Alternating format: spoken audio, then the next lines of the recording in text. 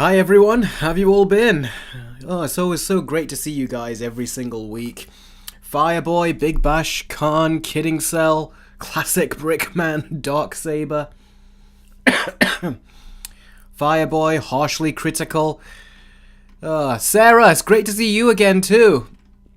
Spirit Hero, Big Bash, Rohan, Jess, Selena. It's great to see all of you again. Who's this? Wayne Hill. That's someone new.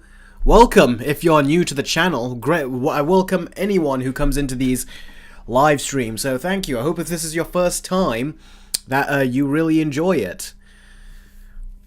Big Bash says, Eric, your streams always make my day. Oh, that's really nice. Lord Rhino says, hi. Sarah says, well, that didn't work out, Jess. What didn't work out? What happened? Wayne Hill says, how you doing? Yeah, I'm new. Well, if you are, I hope this is a brand new... this is a brand new stream for you, so hopefully I hope you enjoy it. How was your week, Eric? Says Big Bash. My week has been good. I've been recovering. My cough is not completely gone, which is annoying. But it has mostly gone, and I feel much more energetic now than I did before. And is it just me, or do the colours on through my webcam actually look more vibrant right now than usual? Or is that just me? It looks really impressive on there. So... Logman says, have you seen Beetlejuice 2 yet? Yes, I have, and the script is almost finished for my Versus video, so that's that's also something I got done. So, Rowan says, hello Eric, how are you doing today? All doing good. Oh, Sarah's giving Wayne a big welcome. How about all of you give Wayne a big welcome? He's new to the stream. This will be his first live stream on the channel, and he says he's new. I'm wondering if... Wayne, what video did you watch that made you subscribe? Was it one of my older Versus videos, or was it the recent Batman the Animated Series versus Batman the Caped Crusader Versus video? Because that video got me quite a few subscribers already with its... I think we're approaching 7,000 views any minute, so... Yeah, that video is doing quite nicely so far. A big thanks to all of you that shared the video and helped get it out there. That's always appreciated, like greatly appreciated. And if you want to continue doing that, or if you haven't done that, by all means, I would really appreciate it if you did. Oh, right. So, Jess, you were trying to do that video chat with them. Did it not work out, did it? Is that what happened? Big Bash says, your new Versus video was fantastic. Oh, I'm glad you enjoyed it. That video ended up being my new favourite Versus video. I'm actually really impressed and proud of the way it turned out. It took a while to make, but in the end I hope you guys really noticed all the hard work and effort that went into it, because trust me, a lot of work went into it. A lot of fine-tuning, a lot of details. Even finding the music that I put in the video was a big, big task. And I'm very pleased with how it all turned out. Sarah says, my audio was being all weird. Was it? Has anyone else noticed any weird stuff going on wrong with the audio, or is it just on Sarah's side? I mean, no offense, Sarah, but I would hope it's just on your side, like just a glitch there, not a glitch around everyone. Let's hope everyone seems to say, well, not everyone. Fireboy says it's fine. Khan says, I'll keep rewatching the video until you get enough views on that Versus video. That's nice. You don't have to do that, though. Just share the video on your social media or something, and that'll be okay. That'll be fine. Wayne says, it's fine. Okay. Rohan says, hello, Eric. How are you doing today? I'm doing very well. Thank you very much. Pop Culture Fan says it's fine. Hopefully, Sarah, that was just a one-time thing. I hope it's all working fine for you now. Big Bash says, good audio. Yeah, I can see my audio levels on the screen right here. Dead Wolf says, next Versus video, X-Men Origins Wolverine versus Deadpool and Wolverine. Nah. Come on, that's hardly, you know, that's not even an interesting Versus video.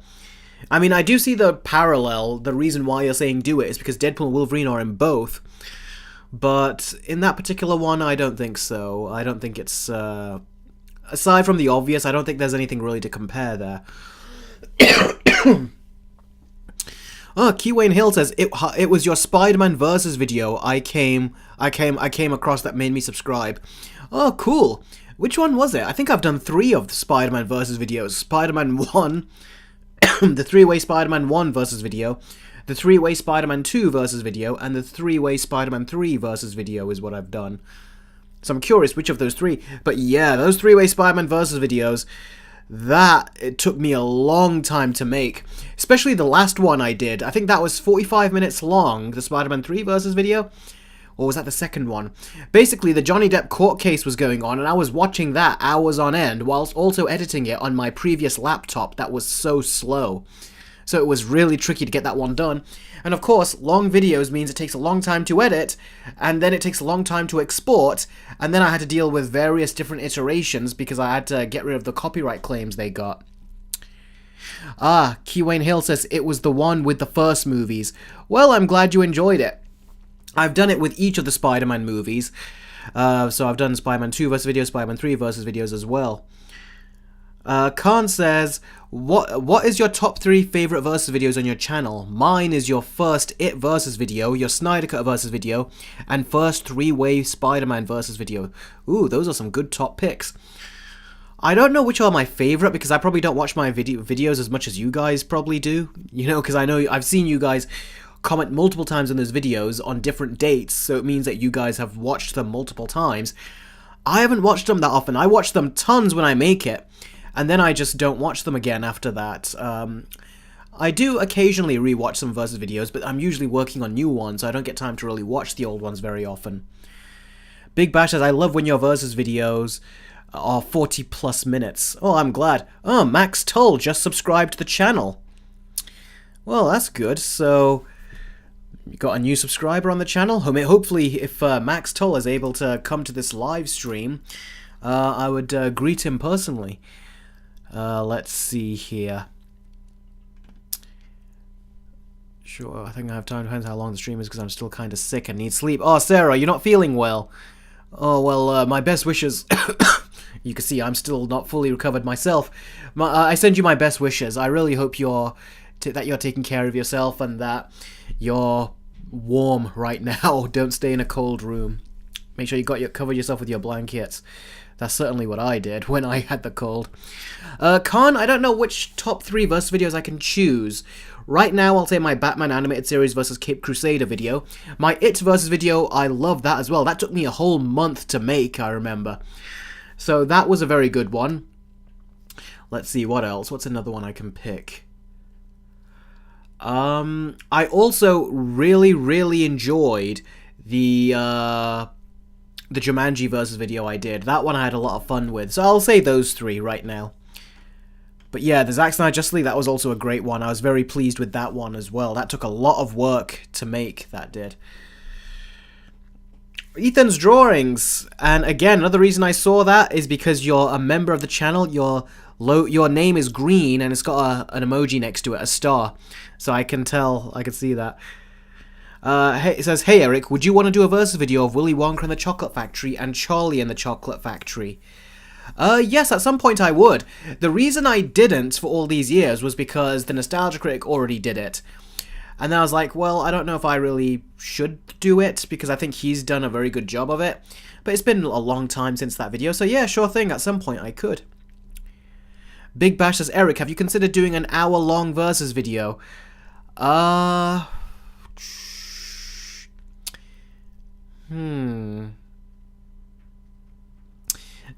could, but I feel like I don't want to. That will take a long time, and it will really slow down. The question as well is that you really have to make a versus video worth it. So I can do an hour-long versus video, but would people want to watch an hour-long? I know you clearly do, but I don't know. I can only make it an hour-long if I feel like there's a lot to say. But usually I feel like I get out everything I need to say in about 20 to 30 minutes, and even 45 minutes at most. I haven't come across a situation where I have to do a versus video that is an hour long. Not yet, at least. Okay, so who's ready to go to the actual stories?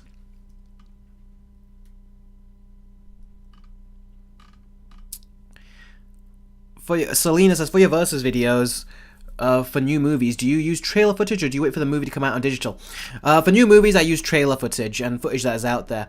When the movie's out in digital, then I'll do a versus video. If the versus video is not made at that point, then I'll use footage from the actual movie. But if it's the movie's not out yet, like what I'll be doing with Beetlejuice when I do that versus video, then I'll be using trailer footage. And I'll do my best to make the footage not repeat itself on loop, so I always try to be careful of that. Alright then, so... yes, Aaron, I did hear about Maggie Smith's passing. That was sad to hear. Yeah, she's Professor McGonagall. Funny thing about Maggie Smith is that ever since I was a kid, she always looked like she was old. And it looked like she never really aged beyond that after that. It's like she hit a certain level... And then, as the decades went by, she stayed looking like that. So, it was sad to hear, for sure. It really was. But on the plus side, she has lived a full life. I've heard some people's passing where they're, like, still quite young. So, she is very fortunate to have lived, like, a full life. And even more than that, because people seem to go at their 40s or 50s, or heck, even 60s and 70s. So, the fact that she lived beyond that means that she lived a very full life. So yeah, I wish her family the best and I hope she rests in peace. Okay then, alright everyone, so we're about to get to the stories. Now as always, the Logman, yes, I did hear about James Earl Jones. I talked about him in a previous video. Now as always everyone, when we get to the stories, I will not be reading any of your questions. I'll probably glance at the chat, but for the most part, I'll be focusing on the story at hand. That way, I can stay focused. And if you want to ask me any questions, then all you got to do is donate to me by using a super chat and ask a question that way, and I will answer your question. And you can do it through a super chat, or you can do it through... If I load this up, you can do it through the Streamlabs chat. Now, the Streamlabs chat, if you donate that way, I actually would appreciate it that way. I would say the big donations you do should be done through Streamlabs. I've just put it in the chat right now. And the reason I say that is because if you donate...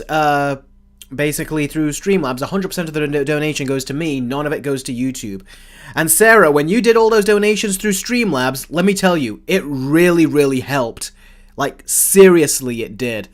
So, thank you very much, Sarah. That was incredibly helpful. That was probably one of the best days I've ever had in terms of donations. So, I'd say you picked up a very good system, Sarah, which is the smaller donations, you did that through... the super chats, and the bigger donations, you did that through Streamlabs. And I think that is a very good system that you came up with. I didn't even think of that. You did that on your own, and it was a great system. So if that's how you want to do it going forward, I would really, really appreciate that, because it, like I said, I don't like when YouTube takes parts of your donations, and when you put bigger donations in, YouTube takes a bigger chunk. So smaller donations are fine on Streamlabs, on Super Chat, but bigger donations, I would always recommend doing that through Streamlabs, through that link I've put there. So those are the rules, basically, everyone. I'm going to get to the stories now, and if you want any questions answered right now, then it has to be done through Super Chats or Streamlabs, and then we will have a Q&A right at the end of this whole stream. Excuse me, like I said, I've still got some of it there. Let me have a bit of water before I start talking the stories.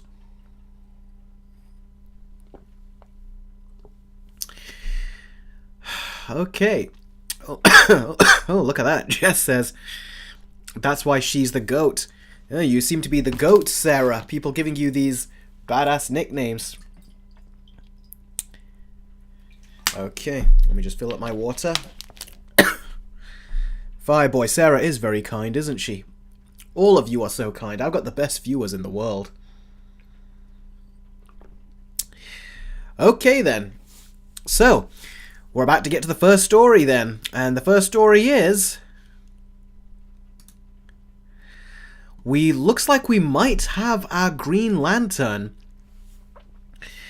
So, this is actually quite a big deal. The reason I say that is because with the previous live streams, and I feel like I've been talking about the Green Lantern casting every single week over the last few weeks, has pretty much dominated these live streams. Basically, apparently they wanted Josh Brolin originally to come in and be the Hal Jordan, because Hal Jordan apparently is going to be much older in here, and he's not going to be having multiple appearances, so he might just have that one appearance in this show. So, what that means is, yes, Big Bash, Hal is supposed to be an older version in this show. And Jon Stewart is meant to be the rookie, in a way, the person who's up and coming. Because clearly he's going to have a future on the Justice League, and Hal Jordan is not. So they want someone to do a one-movie kind of thing, or a one-show kind of thing in this case. So... yeah, they went through a few actors. Josh Brolin, as we heard, said no. He turned it down. And at first I thought he turned it down because he wanted a bigger role. No, at first I thought, no, he turned it down because he didn't want to have another multi-contract deal where he had to do so many movies and shows for a comic book project. But the more information comes out about this role, I think Josh Brolin probably wanted to be in the universe potentially for longer. Because maybe that's why he said no. He didn't want to just be in a one and done, and that's it. So that's potentially why he said no. Now, apparently certain other people also said no, like... because they must have gone over to Matthew McConaughey, because he was also on their runner-up list. And they must have gone to Ewan McGregor and these other actors, and it seems like they all said no. So that's why they're probably having to go with Kyle Chandler here. Because the bigger name actors are just saying no to this, which is rather interesting, isn't it? That the DCU hasn't even started, and it feels like there's already people, like actors, big actors, who are saying, nah, we don't want to join this comic book show. Now, is it because they don't like the role? Is it because they don't want to be in one project and that's it? Is it because they don't like Green Lantern? Is it because they don't like the scripts? Or do they just not want to be in a comic book movie? Because comic book movies have lost some of their appeal compared to what they were before. So maybe that's the reason why. Either way, we won't really know until the show comes out. But so far, Kyle Chandler seems to one that they wanted to get now for Hal Jordan. And as for that, what do I think?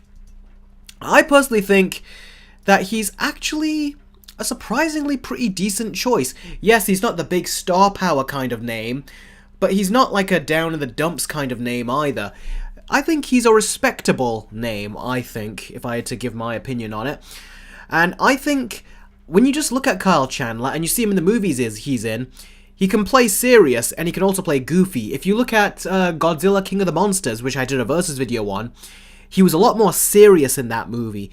But then if you look at the Peter Jackson King Kong movie that he was in, he was a very funny, like, almost comic relief character. A very cowardice, and then after that he became very cowardice. So he's got range. I feel like they just need to give him a very juicy role where the director can really, like harness his acting ability and point him in the right direction. Basically, he needs a damn good director, and I think he could do something really good. And just looking at him, he does look like a military type, doesn't he? Like if he was like some kind of like a jokester military type, someone who's not... jokester's not the right word. Someone who's basically strict, but is also laid back. I feel like that's what Hal Jordan is. And looking at him, I think he can pull it off. Especially if you give him the mask that we see Hal Jordan have in this picture. And his eyes are just white. I think he can look the part, you know. Give him the costume, the ring. So, yeah, I think he could do a very good job. So I'm actually pretty...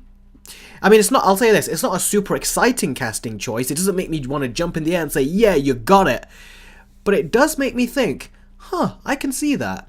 And I would like to see him play the role. So I think they've done a good job if they do cast him. Now, it's not been confirmed, but it is, I think, a good role. So a good casting choice. So I hope they do go with him. And honestly, I would much rather take him than Ewan McGregor. I do not see Ewan McGregor in that role. I just don't. It's like, it'll be like watching Obi-Wan Kenobi, for crying out loud, as Green Lantern. That would be just so weird.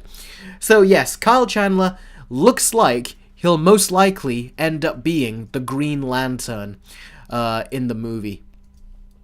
Sorry, in the show. On the HBO show. So, yeah. Now, that is Kyle Chandler, but what about the other Green Lantern?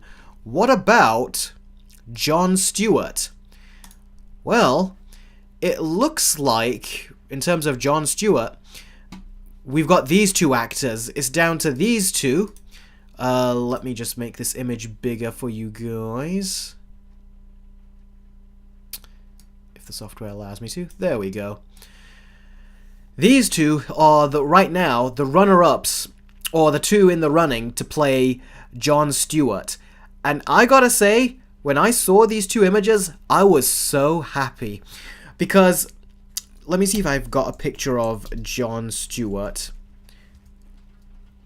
We've got a picture in the middle. Yeah, actually, what am I talking about? There's a picture of him in the middle. The one that I'm really talking about, though, is gotta be the one from the Justice League animated series. But in the middle, he looks pretty much like him, like this animated picture of John Stewart we have. Now, John Stewart, to me, I've wanted to see him. He's my favorite Green Lantern, and I've wanted to see him in a live-action movie ever since I was like a 7, 8-year-old kid. That tells you how long I've wanted to wait, and now 20 years later, we're finally getting. That's scary to think about. Over 20 years later, we're finally gonna get it. It's finally gonna happen in live action for the first time. We're gonna get John Stewart, and just looking at these two guys fills me with confidence. It really does, because it seems like they actually went out of their way to get someone who looks just like the character in the comics. And that makes me so happy and so excited. So much. So happy, in fact, I can't even tell you. So, which of these two would I want to go with? Well, first of all, their names. The guy on the right here is Aaron Pierre, and the guy on the left, his name is Stephen James. Now, I've not seen them in anything, so for me, they'll be like pretty much new actors who I'll be seeing for the first time. But of the two, I've got to say, it's going to be funny, and it'll also be probably a little bit disrespectful, but bear with me when I say this. Of the two, the guy on the left and the guy on the right, they both look like him. And then I thought, but you know what? Looking at a little cast picture is not enough. I think what we also need to do is look at them in a movie or something. So I looked up some images of them on some shows or movies they're in. And here is Aaron Pierre. He looks a bit small. Let me see if I can make that image bigger. See, here's Aaron Pierre. And then here is Stephen James. There you go. Now you can look at the two of them, and Stephen James on this picture on the left, I didn't really think that looked too good, to be honest with you. I thought that looked just meh. I was like, I don't really see it, and a big reason why is because of that hairdo he's got, that hairstyle. That hairstyle isn't great, but when you look at what happens when you just change the hair on this picture on the top here, this picture, the second one I just pulled up, he looks a lot more John Stewart-like now, and he looks really good. The only thing I can criticize him for, is that he doesn't look hard enough. He looks a bit too soft. John Stewart is very masculine. He's got a very deep voice, and he's got a very stiff structure on his face. And this guy, I'm sure he can do a great job, and he can do it. But I gotta say, Aaron Pierre, the guy at the bottom here, he seems to have that solid face structure, that he looks more masculine than the guy in the top. He doesn't look like he's anywhere near as soft as the guy in the top, Stephen James. He actually he almost looks troubled, like there's a lot more going on in his face. Now, of course, you can't judge it just by this, and I'm aware of that. You gotta actually see their performance. But I don't know, I feel like John Stewart needs someone who's got that little bit of, like, special sauce to him. And the guy at the top, Stephen James, he looks a bit more like a generic choice. Whereas Aaron Pierre, he looks a lot more like the bold choice. Like the unique choice. So I would actually hope that they go with him, because look at the guy. Another thing, this is where the slightly disrespectful part comes, but bear with me, you'll know what I mean. Aaron, the guy on the right, Spirit Hero said it great. Jon Stewart is more stoic. Aaron looks definitely like Aaron Pierre. He definitely looks a lot more stoic. And also, this is something I've only seen from an actor once before that I can remember. Do you remember Benedict Cumberbatch? When he first came on the scene, we all are used to him now, but when he first came on the scene as Sherlock, and then when he came into Star Trek and all these other stuff, people always noticed that he has a very unusual looking face and an unusual name. I mean, Cumberbatch, that's still an unusual name, but we're just used to it now. But that was something that was appealing about Benedict Cumberbatch. He had a slightly different look to him. It was a bit of an unusual look, but it was an interesting look. And it kind of made him stand out, just like his Cumberbatch name made him stand out. The slightly unusual kind of like structure, like the way his face was very pointy, very sharp and all that, it made him stand out. And it's almost like he looks like a leading man, but a unique leading man. And that's what I would say about Aaron Pierre. He's got a very unique quality about him. And I really do like the look. Like, if I'm looking at him and trying to compare him to Jon Stewart, I really do want him to play the role. So for my choice, I want him to play the role. Now, I don't know how either of these two guys sound, so voice is also very important. But I think if you shaved his mustache, if you made his head, if they styled his hair to make it look a bit more like Jon Stewart, and gave him the Green Lantern ring and everything, I think he could do it. I just really, really hope that he has a very stern voice, because that's, to me, is an essential quality of Jon Stewart, is that deep voice. So, what do you guys think? Do you like, which of these two let's start with this. Which of the two Green Lanterns would you go with? Would you go with Stephen James, who's the guy on the left, or Aaron Pierre, who's the guy on the right? Which one of the two would you go with?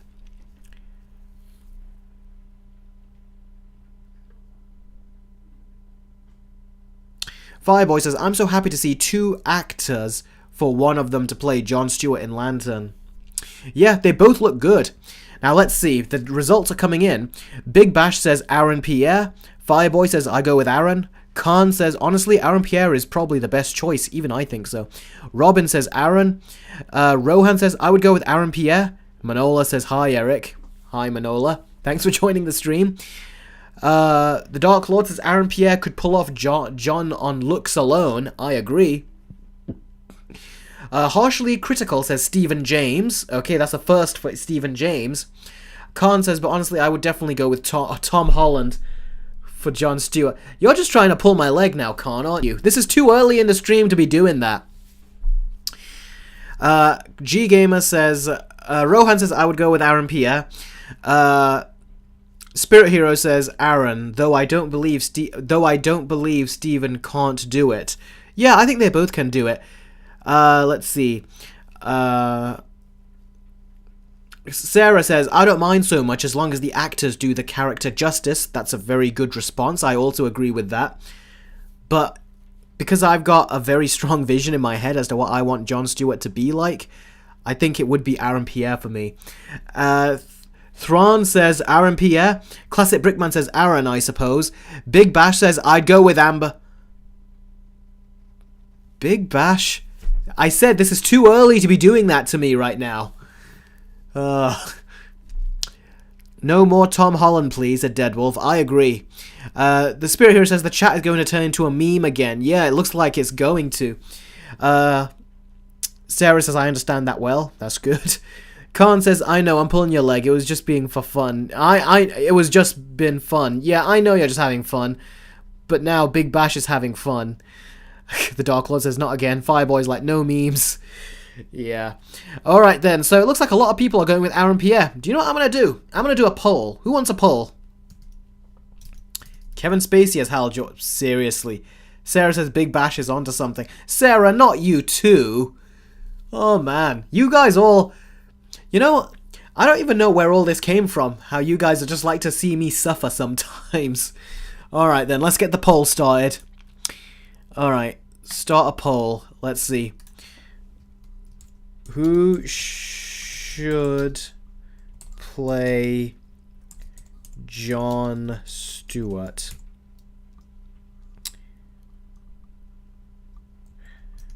Should it be Aaron? Or should it be Steven? Steven James. I'll put that left. Aaron.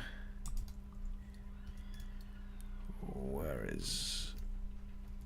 I hope I've spelled his second name right. Aaron Pierre. There we go. So, I'm going to put the poll in. And press... Oh, I'll do a third option, which is... either. Either, meaning that you're like, yeah, I don't care, either one. That'll be a third option. Alright then. Hit start the poll, and let's see how that goes. Start your votes, everyone. Khan says, I know, Eric, I'm sorry. We'll stop for now, at least until some of us stop. Alright, so yeah, you guys go ahead and start voting.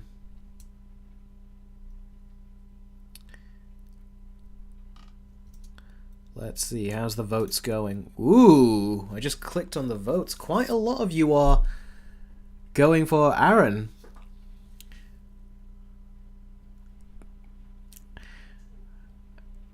Steven's got some people in his corner as well. He's got 10% that are for him and 20% that say either. So that's looking good for Steven. I mean, it's 30%, but still looking pretty good. Put in your votes, those of you that haven't, and we'll see. What's going on? Has Big Bash been saying more things? Some of you are saying, okay, you can stop. I wonder. Oh, hey, Tom Bailey. Glad you could join the stream. Join the poll. Well, we've got a poll going right now. Sarah, you really know how to name drop the people I am not so fond of, don't you?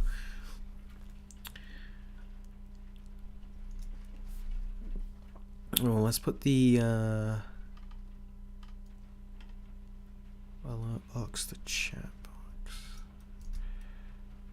Let's put the chat above the jar. There you go, so you can see the chat above the tip jar.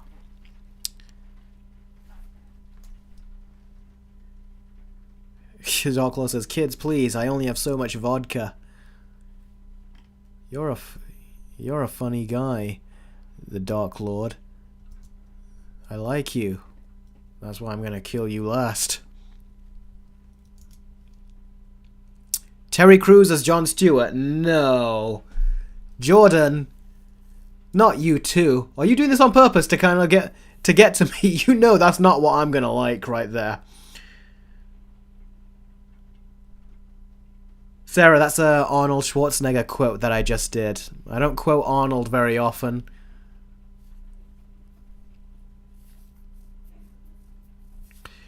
Let's see. Khan says, hello, Saeed. Oh, hi. Saeed joined the chat. He goes, hi there. It's been a while.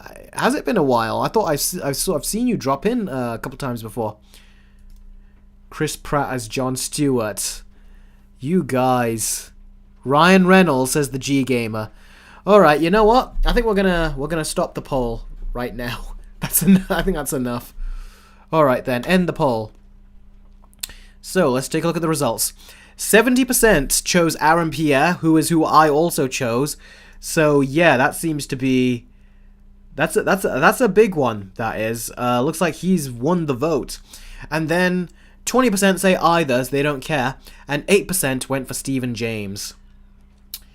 So yeah, I think that pretty much says it all right there as to who everyone prefers. I think we would all want to go with Aaron Pierre. He does have a look about him, doesn't he?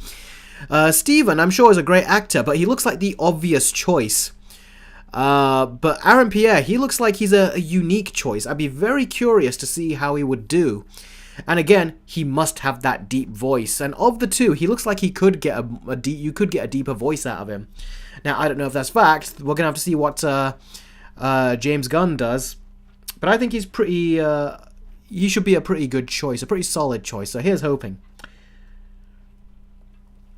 Alright then, so, has anyone got any more questions about the Green Lantern's casting in general before we move on to the next story? Sarah says, I think I should be Jon Stewart. You do know, Sarah, that means that they're probably going to put you in blackface and give you a wig and then do the, what was it? What was the thing they did in that Black Widow movie where they gender swapped Taskmaster? They're going to put you in a suit and they'll put a guy in there and then take off the mask at the very end and say, oh, it's Sarah the whole time, even though it looked like there was a guy in there the whole time. Okay, now this is just getting ridiculous. Robin says, I think I should be Hal Jordan.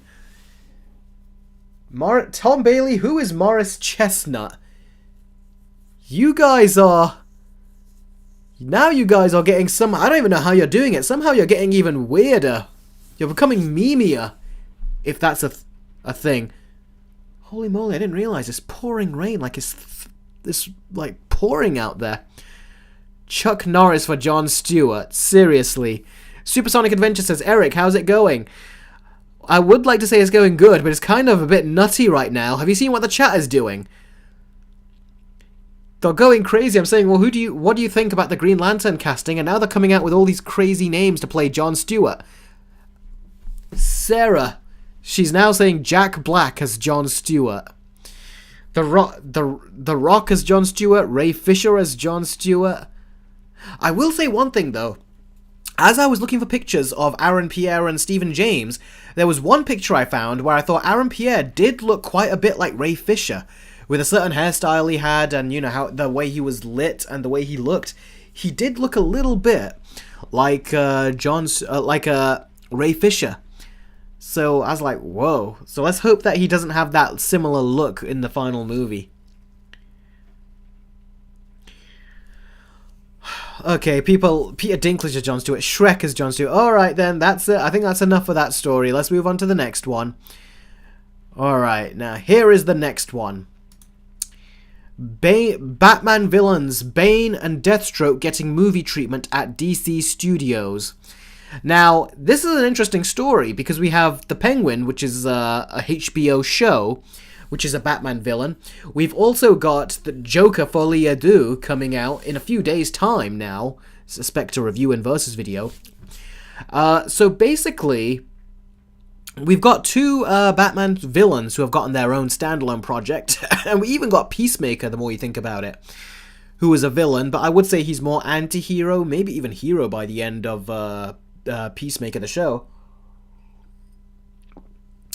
But the interesting thing is that it looks like DC are now saying, yeah, we want to put more of Batman's villains in movies. So, yeah, it looks like they're making a Bane and Deathstroke. Now, here's what I don't really know about. I heard they were either going to be doing a Bane standalone movie and a Deathstroke standalone movie. But then I also read that they're going to be Bane and Deathstroke teaming up together in a movie. So I don't know which one it is. The details seem to be very early on right now.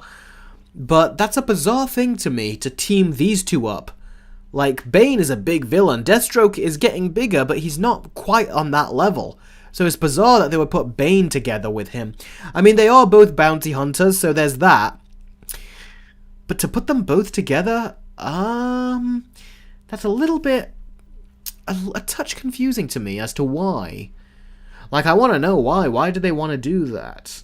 Like, there must be some thinking behind it. I hope there is some thinking behind it, and that it's not just, you know, like something they just thought spur of the moment. I hope there was some thought that went into this pairing. Otherwise, I think it's kind of bizarre. Like I said, not much is known about the movie, and I'm also unsure if this is a Matt Reeves movie, in the Matt Reeves universe, or in James Gunn's universe. That's what I'm unsure about. From what I've read, it seems that James Gunn and Peter Safran are producers and Matt Reeves is not. So we'll have to see about that then. It means it might not be in Matt Reeves' universe. At the same time, though, if we do see Matt Reeves' name on it, will that mean it's in Matt Reeves' universe, or does that mean it's going to still be in the DCU? Because James Gunn did say that he wanted Matt Reeves to produce some of their DCU shows as well. You know, so he said that about the Arkham show, you know, right after he basically cancelled it. It's like he took Matt Reeves' Arkham show and then says, yeah, it's ours now. And then he cancels it and says it's done. But if you look at the interviews for the Penguin show, Matt Reeves did say that they're still working on that show. So thankfully it's not over. They're still working on it, which is great. Theron says Javier Bardem as Bane. That's kind of interesting. That is interesting, isn't it? Huh. Javier Bardem, Dave Bautista. I don't think Dave Bautista wants to. Have you seen Dave Bautista? He's gone skinny now. He's not the big muscular guy that we used to know. So, what I think is that what they're going to do is they're going to make him maybe Hugo Strange. That's what I would hope. Khan says, Eric, this sounds exactly like a Sony project movie. Don't trust me, it's not going to be that way. If I've learned anything from James Gunn and DC, they are not afraid of making their villains. So, I think it's not going to be like Sony. That's clearly... What Sony are doing is clearly coming from a place of people who don't know what the heck they're doing. And don't care either. But DC, they do care. I feel like they would care more, especially seeing how successful like the Penguin is and Joker was. I'm sure they want more successors, so that means they're going to try to follow in what they did, which is to make them more villains, to make it more villain-centric, not anti-hero-centric or hero-centric, but villain-centric. Jordon, come on, not Paul Giamatti as Bane. Tom Bailey says, Joe Pesci would have made a fantastic Penguin. I feel like it could be an interesting story to have Joe Pesci play the father to Colin Farrell's Penguin. That's actually a pretty good idea. I was speaking to my brother earlier, and I said that... I said there was an actor that also could have played the Penguin. His name is called Brendan Gleeson. He played Mad-Eye Moody in Harry Potter, and he also was in the movie called The Banshees of Inisherin, and he's also going to be as well in the Joker 2 movie. I looked at him, and him and Colin Farrell have been in a movie together, the Banshees movie I just mentioned.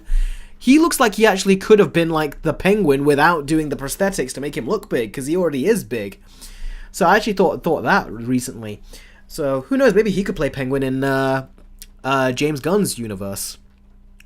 Harshly Critic says I should play Bane, or he should play Bane. Nah. Stephen Lang as Deathstroke. Stephen Lang is kind of crazy, so maybe. I don't know. I feel like Ron Perlman as Deathstroke would be cool, but I think Ron Perlman is old now, because Ron Perlman was Deathstroke in Teen Titans, the good Teen Titans show. He was, that's to me was his best performance, was his voice as Slade.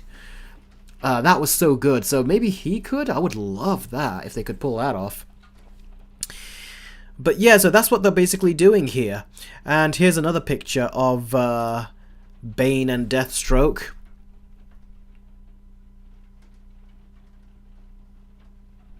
So, yeah. This is I will say, until we know more about it, I don't really know which to do, really. I don't really know what to make of this until we actually get more about it. But one thing I can say...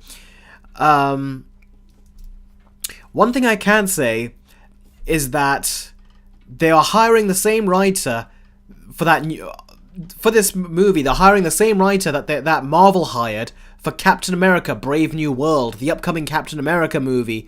His name is Matthew Orton, which is not a good sign, because Captain America: Brave New World had extensive rewrites because apparently it was overstuffed with so much plot, and it was just all over the place, and it was unbalanced, even having forced virtue signaling. But I will say this, he also wrote episode 5 of Moon Knight, which, if I remember, was actually the best episode of the season to me when it went into, Moon Knight's past. So I thought that was cool, so we'll have to see how he does. I honestly think they could get a much better writer for the project, though. For a project like this, they could get a much better writer. But we'll have to give it time and see what they do. The project itself, though, is not the most interesting to me. If anything, I would rather have a standalone movie with Mr. Freeze or something. But we'll see what they do. Maybe they have an inspired idea. Because I would hate for them to just randomly make this movie. There has to be some kind of inspired thinking behind it. So that's what I think. Now, what do you guys think of this? Big Bash Moon Knight was not a good show, but I thought episode 5, when it delved into his past, was the best episode. There was even something like that in WandaVision, where it delved into Wanda's past. So, yeah, I think they could do pretty decent jobs with that, if you ask me.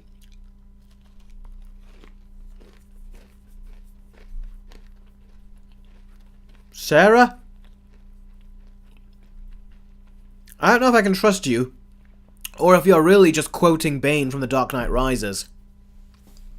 Which you're probably doing.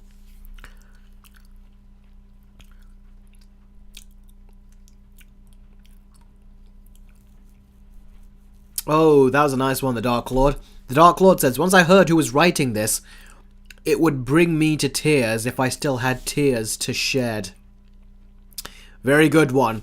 I actually put that line in my recent Batman the Animated Series versus Batman the Caped Crusader versus video, didn't I?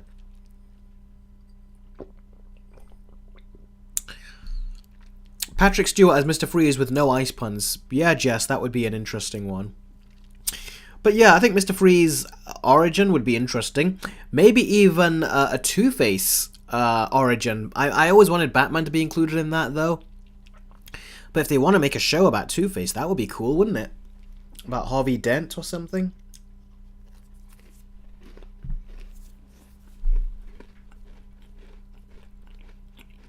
We all hate that classic Brickman. We all hate the way that Quicksilver was treated in WandaVision. Scarface, says the Dark Lord. That is a very good one. Scarface would be very interested. Robin, no, I would disagree with that. If they get Joe Manganiello to play Deathstroke, who was supposed to be in the Deathstroke in the Snyderverse, it would just feel like it's trying to incorporate some of the Snyderverse in there again. So I'd say no. Cast different people. By the way, did you hear when Batman was going to get a Star of Fame recently, that apparently they asked Ben Affleck to come down there and he said no? I'm surprised they didn't bring Michael Keaton there, or Christian Bale, or Robert Pattinson, but instead they just went to Ben Affleck. Or maybe they all said no, but they had all the voiceovers there. It's sad Kevin Conroy wasn't there. But they didn't have all the voiceovers. The voice actor from the Batman animated series, unfortunately, wasn't there.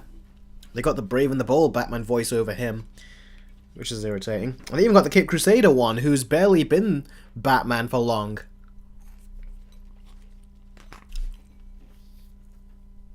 Indeed, Big Bash, rest in peace. I even did another tribute to Kevin Conroy at the end of my video, because I always miss Kevin Conroy when I talk about the animated series.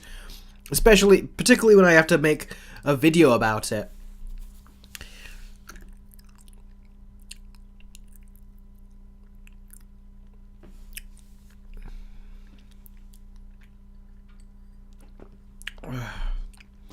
Fireboy says, I want to see a Nightwing and Red Hood movie instead of a Deathstroke and Bane. I think Nightwing and Red Hood could happen afterwards, not right now. Because they want to introduce the Bat Family in the Batman, the Brave and the Bold film, don't they?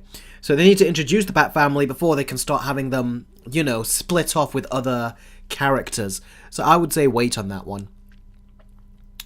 Now, I want to ask, before we move on to the next story, who has seen The Penguin Episode 1?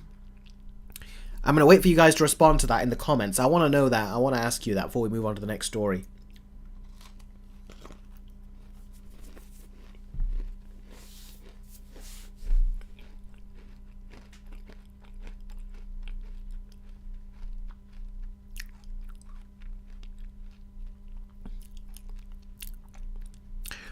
Some of you have, some say not yet, meaning that you're going to. Sarah says, I have not. I will say, Sarah, if you liked Peacemaker, you'll love The Penguin, because it is so different from Peacemaker. But just like Peacemaker, it goes all out with its concept. So I'd recommend it. The first episode blew my socks off, which we'll talk about right now in a minute.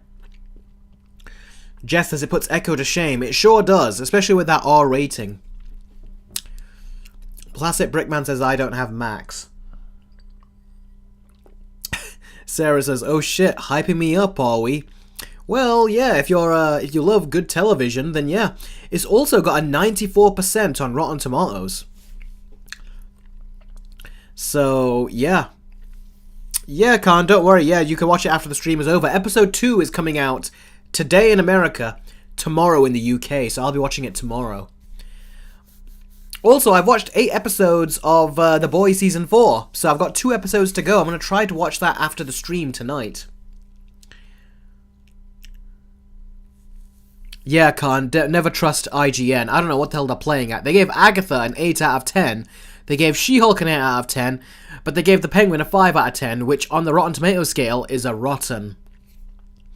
Ridiculous. Khan, I agree with you. The Boys Season 4, from the 8 episodes I've seen, it is not as good as the previous seasons. It feels like they're spinning their wheels. And also, they're being more political, whereas before, the boys would always make fun of the people who are being political, but now they are just picking a side, and it feels like they become every other show now. They've lost that funny part that made them feel special.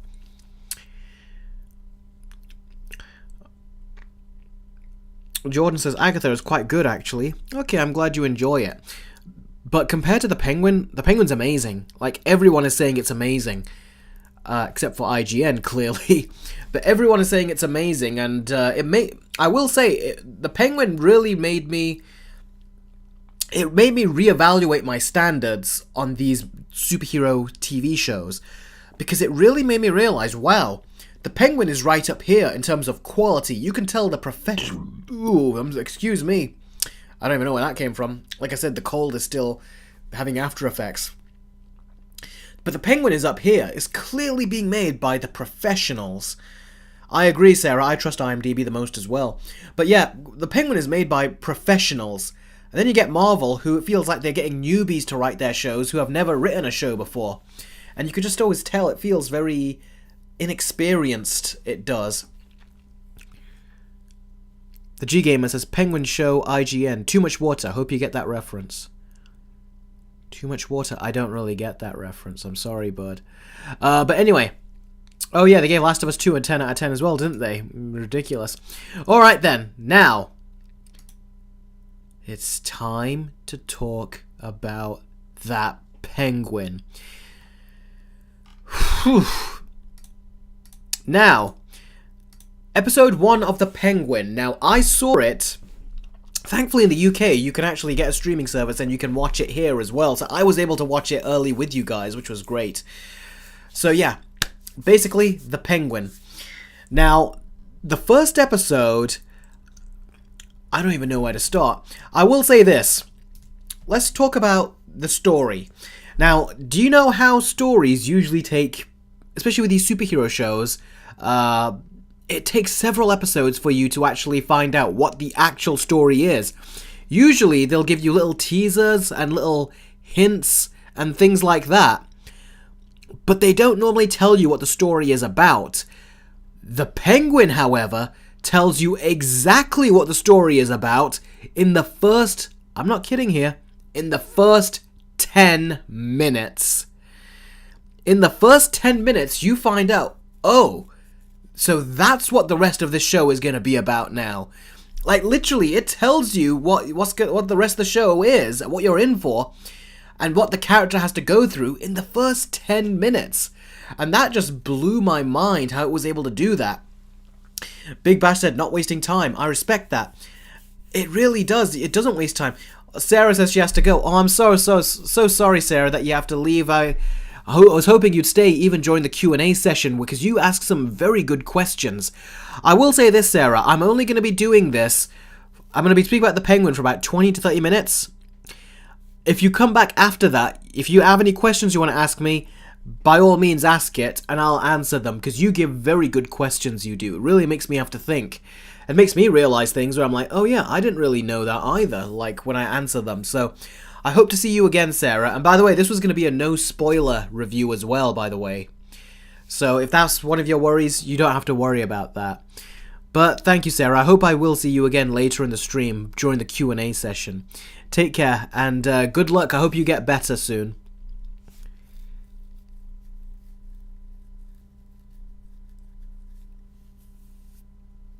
Sarah says she'll try to make it. That's good. I look forward to hopefully seeing you again before the stream is over. Okay, then.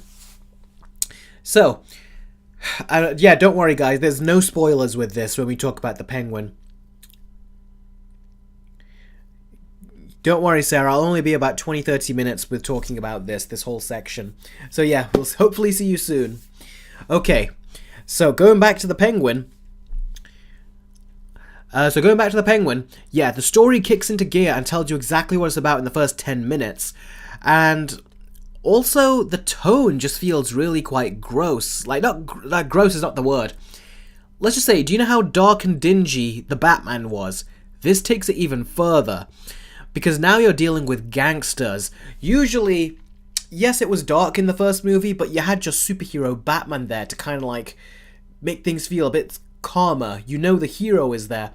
But the first episode I watched, just with the first episode, and I'm sure this will extend to the rest of the show, there's this feeling of unease because there is no Batman to show up. This is all going on in a very contained part of Gotham where there is no Batman to come who's going to come in and just all of a sudden save the day. So the villains are able to run rampant and they're able to do some really dark and twisted stuff. And there's no Batman to break up the violence or anything. So it just keeps on going. It really is phenomenal how it was able to do that. Like it's just non-stop. So that was great. I love the tone in this. And yes, this show is super, super violent. And in just one episode, I was like, man, there's more violence in this than there were in the 5 episodes of Echo that I saw. And this is just one episode. I hear it gets even more violent as it goes. So, yeah. And again, what I also love about the story of this is that it still feels connected to the Batman, because the floods that have gone on in the first movie have actually had an impact on Gotham as a whole, including with the gangsters. So, the Penguin and the gangsters that are doing all their drug deals and stuff, they're actually going through a really, really hard time. They're going through an incredibly hard time because the Riddler has basically screwed things up for everyone in the whole entire city. And it was so good how they seamlessly weave that into the story. Like, it was so seamlessly done. And I gotta say, the cinematography and production of this show was so freaking good. And because these episodes are like an hour long, I actually managed to watch the episode, and about 45 minutes in, or was it even less than that, 40 minutes in, I was like, I completely forgot I was watching an episode of a TV show. It felt like I was watching a movie. And that's in big part because the cinematography, it actually does this thing, the cinematography, where it doesn't feel like it's filming, usually TV shows, they shoot their episodes incredibly quickly because they have to move on to the next episode and then the next episode. So they don't look like movies all the time. This show doesn't have that problem. It looked like a movie. And I really did love the production value they put into it. It looks very high quality. And then you have the writing. Every bit of dialogue that these characters say, it really sounds like they put a lot of thought into writing down each word of dialogue. Whereas when you watch some other shows, like especially like the ones I've criticized from Marvel, it feels like a lot of the writing is written down very quickly and they don't even look over it again. They just move on to the next page and write the next bit of dialogue. This looks like the dialogue is meticulously crafted. Even the directing is meticulously done, and the editing and everything about it is so well handled and high quality. And I absolutely loved it. Really, I did. Such good quality writing, such great attention to detail. It really was phenomenal, guys. I don't know what else to say. It was just so good. Big Bash says, modern day Godfather, it seems like. They have clearly been inspired by these other gangster flicks. Clearly they've been inspired by it. So, yeah, they did a wonderful, wonderful job with the writing. And the Penguin himself, you really get to see more of his character, and in some ways, you bizarrely feel sympathy for him. Because he really is treated like trash by everyone. And you can see that he is affected by it when he's called all these things, or when he's called these bad names and everything. And he's also very intelligent. People seem to, in this show, just treat him like he's a nobody. Like, yeah, he's not smart or whatever. But no, he actually is incredibly smart. And you see that. You see how intelligent the Penguin is. And that makes things very difficult for him when Sophia Falcone enters the picture, because she is the only one out of all these gangsters that doesn't underestimate the Penguin, and she actually knows how smart he is. So he's not he can talk himself past everyone else, but he cannot talk himself past Sophia. she is onto him whenever he tries. But what's cool is that she doesn't play it like she's onto him. She plays it like, yeah, okay, then I guess that was your excuse. I buy that. And then it's right when they're about to leave, like a restaurant, where she just all of a sudden lets him know, you know, other people underestimate you, but I never did. I've always known how smart you are. And then with those words, she'll smile at him, and then she'll just go like this. Like, she just drops her smile, and then the music plays, and the music is essentially like, oh, the music's like, oh shit. Like, it is so good how the show does that. Little micro, like, little actions with, like, little micro movements with people's facial expressions do a lot in this show. And we'll get back to that in a second. First, I want to thank Iron Warrior, who gave a Streamlabs chat. And let's see, let me find here the chat box. Oh, the reason why is because my camera is here. Let me see. Give me a second. Because usually I have this thing that shows whenever you guys donate. But I don't see it right now. Where has it gone? It was the alert box, wasn't it? Is there an alert box here? Iron Warrior, I'll answer your question. Just give me a second. Let me just get the alert box and paste it here, because it did not show on the screen, did it? Let's see. There we go. So now, if you donate, it will pop up on the screen on this particular page. Sorry that it didn't do it the first time, but it will do it now. Let me quickly write down 561. And Connor has been a member for 4 months now, and you can see that his logo has changed and has grown with it as well. It says, I'm yet again sorry for not being on the live stream for a while. I've been busy after all. That's totally understandable, Connor, but I'm so glad you're here. So, Iron Warrior says, I know this isn't a surprise, but James Gunn said that he didn't have to reshoot anything with Superman, which is good. It is very good. Also, have you watched The Boys Season 4 yet? If so, what are your thoughts for this season, characters, and potential for the final season? Yes, I have seen The Boys Season 4, Iron Warrior. I actually mentioned it earlier that I saw it. I didn't talk in great detail about it. But yes, I've seen 8 episodes out of the 10. I've got 2 more to see. I think this season has a lot of good stuff in it, but I think it's lost itself. This is the season where I felt like, for the first time, the show is starting to spin its wheels. There are some people that thought Season 3 was spinning its wheels, but I didn't. But Season 4 is where I think it's starting to spin its wheels. And it's throwing in a bunch of unnecessary subplots and stuff, like the whole thing with Frenchie and his abrupt, sudden new love interest in the first episode, and then Kimiko saying to him, go with someone else, and the fact he does all in the first episode. I did not like that. They should have slowed down and taken their time, because I thought those two were always a cute couple. But what they did to Kimiko and Frenchie in this one, it felt like some CW stuff where they were saying, go with someone else, go with, you know. And then he does, and it's a guy in this, so I think Frenchie is supposed to be, what do they call it, bi, I think he's supposed to be. But the problem is that I don't care about this character that he's going out with, but they're acting like you should. And then they try to connect something and say, oh, Frenchie's got like a very troubled history with this guy. And I kept saying, I don't care. The stuff going on with Homelander is really interesting and cool, but then they keep going back to Frenchie and that guy. Every time they cut to that subplot, I just do not care. And this is the first season so far where Frenchie is getting on my nerves. He got on my nerves a little bit in the 3rd season, but it was cutesy with him and Kimiko. But in this season, he's getting on my nerves in terms of the drama he's doing. It feels like it's something out of a completely separate show. And I feel like he should really just focus and get his shit together, because a lot of crap is going on with Homelander. But instead, he's doing this other thing, and it was annoying. Honestly, there was one episode where Frenchie wasn't even in it, and I didn't even notice he was gone. So, I hope if they kill any character, they kill off Frenchie now. He's just getting on my nerves. The Butcher stuff, though, I liked. With him and Ryan, whenever he's trying to speak to the kid. And I like how Ryan's getting afraid of Homelander a bit. But Ryan's also listening to Homelander when he says, when he tries to teaches Ryan to scare people to get justice. I'm like, come on, Ryan, you should know better than that. The writing is a bit off in this season, but there is really good stuff. I like the stuff with Homelander. I like the stuff with Butcher. And some of the plannings that is going on behind the scenes and what's going on in Butcher's head, if you know what I mean. That's all cool stuff.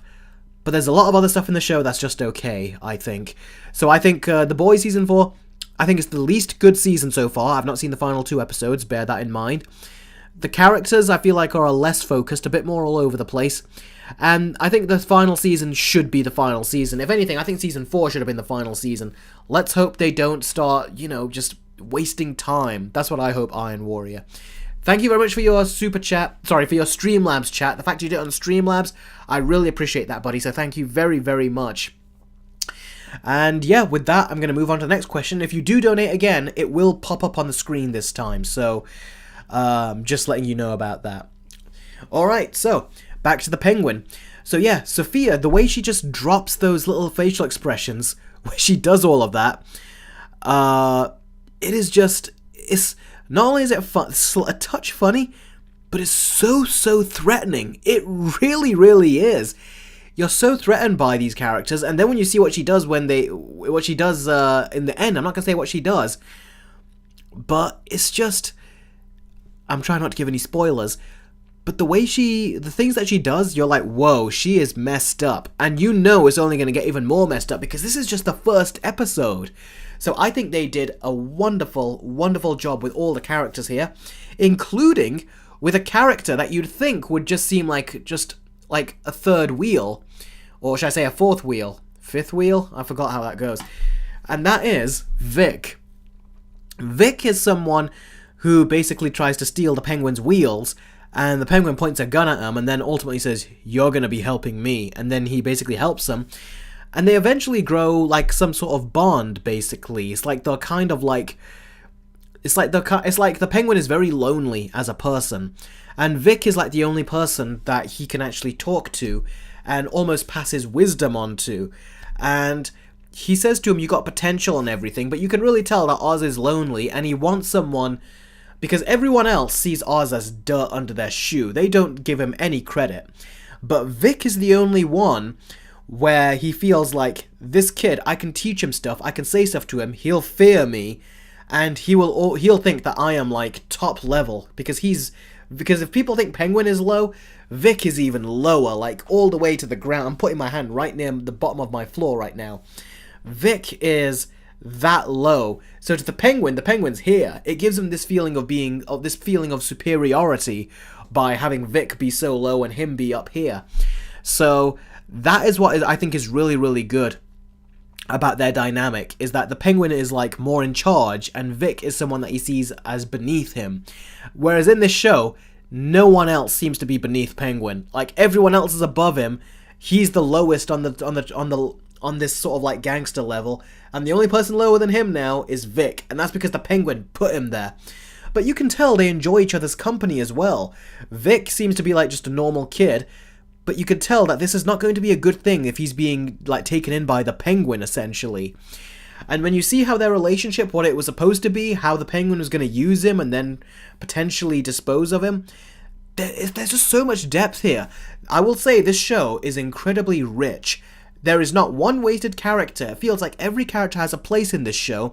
The aesthetics of the show is very good. The storytelling, the writing, the character development. In just one episode, I got to know all of these characters. And yet, with a lot of these Marvel shows, how many episodes do you have to watch and you feel like you still have not warmed up to them? In this one episode, just this 1 hour, one episode, I warmed up to all of these characters. And I wanted to see more of them. And at this level, if they can introduce this many new characters in one episode, I wonder what it'll be like when they start introducing other characters. Because in the trailer, there are some other characters we see that we've not seen in the first episode, so I'm assuming they're going to introduce them later. And we'll also get some origin story bits, but from what I've heard, every single episode of this show is a treat. For those that have seen the whole 8 episodes, the journalists that have. So I feel that's why The Penguin is one of those shows, especially because of its 1 hour length. It's one of those shows that I don't mind watching weekly. Because with The Boys, I've always waited for all the episodes to come out before I binge watch them, then, after they've all come out. But with The Penguin, because they're all an hour long, and because I can't wait, you guys know what I'm like with Batman, and I've been anticipating this show for a while, I have to watch them weekly. but I feel like I'm getting my money's worth for watching them weekly because they are all essentially an hour long, and there is so much that is given to you in that one episode. So you, as someone who's watching this show, you get to eat well every single week. You don't feel like what you do with a lot of these other streaming shows where you feel like, wow, just one episode, that's not enough, I need to watch the next one straight away. It feels like this show is doing a lot with a story. It's got a story that it actually needs or wants to tell, which is great. It also has characters that I feel like they have an arc to have in this show. And it's amazing how at the end of the first episode, the Penguin has already kind of kicked in some plans after what happened at the beginning in the first 10 minutes. So it feels like stuff is moving along at a very good pace. And yeah, it really is great. I do love The Penguin. Just the first episode I saw, it felt like a movie. It felt like there's an actual story going along. And I will try to review the second episode, but I really do think that we've actually got something really quite special here. And I hope that the episodes that keep coming, I hope there's not one bad episode. I hope every single one is great. And you can tell that Matt Reeves and all of them are doing a great job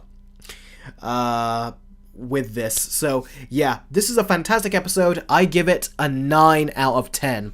The only reason I don't give it a 10 is because there were a couple acting bits where I thought, okay, the acting needs to be a bit better, because I felt like they needed to do another take.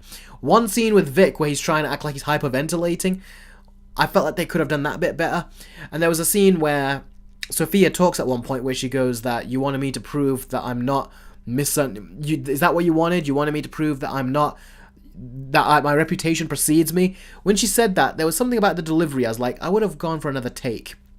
But that's just nitpicks. Fantastic episode. I cannot wait to see the second episode. What do you guys think? Let me know what you think of this show. And oh, look at that, Sarah. Oh man, Sarah, you've I didn't think you'd come back that quick. I thought you'd take a bit longer. Thank you very much for coming back. I always enjoy your company. Well, all of your company I enjoy. But yeah, so great to see you're back. And oh, look at that. Looks like the chat has missed you as well. Sarah, you have become part of the chat family. You clearly, as you can see, have left a big impact on this chat. So before we quickly get to the Q&A, quickly, what do you guys think then? Well, I say quickly, but what do you guys think? What do you guys think of this episode? Have you watched it? Now that you've seen my review, if you haven't watched it, are you going to? Second episode is out today for people in America. For the UK, it's out tomorrow, the second episode, so I'm going to be watching the second episode then. And I watched the episode on my projector too, by the way. It was so good. Let's see. Sarah says, amazing. Never watched anything as good as that. Never watched anything as good as what? The G-Game says, I haven't seen it, but I've heard good stuff about the Penguin Show. Not gonna lie, it's because I have so much to catch up with streaming shows. That's also why I'm watching this episode week after week, because if it was a binge watch show, I think I would feel overwhelmed. Like, I've got this to binge watch, and I've got The Boys to binge watch, and I've got that to binge watch, and that to binge watch. It would have been overwhelming, so that's partly why I'm also watching these Penguin episodes weekly as well, so it doesn't feel like a binge. Although I wouldn't mind binging it. Rohan says, I already saw the first episode of The Penguin, man. I love this show already. I'll give the first episode a 9 out of 10. Yep, me too. I might watch it. Where is it available? It should be available on HBO Max, or they just call it Max now, don't they? And in the UK, it's the streaming service, I think it was called Star, was it?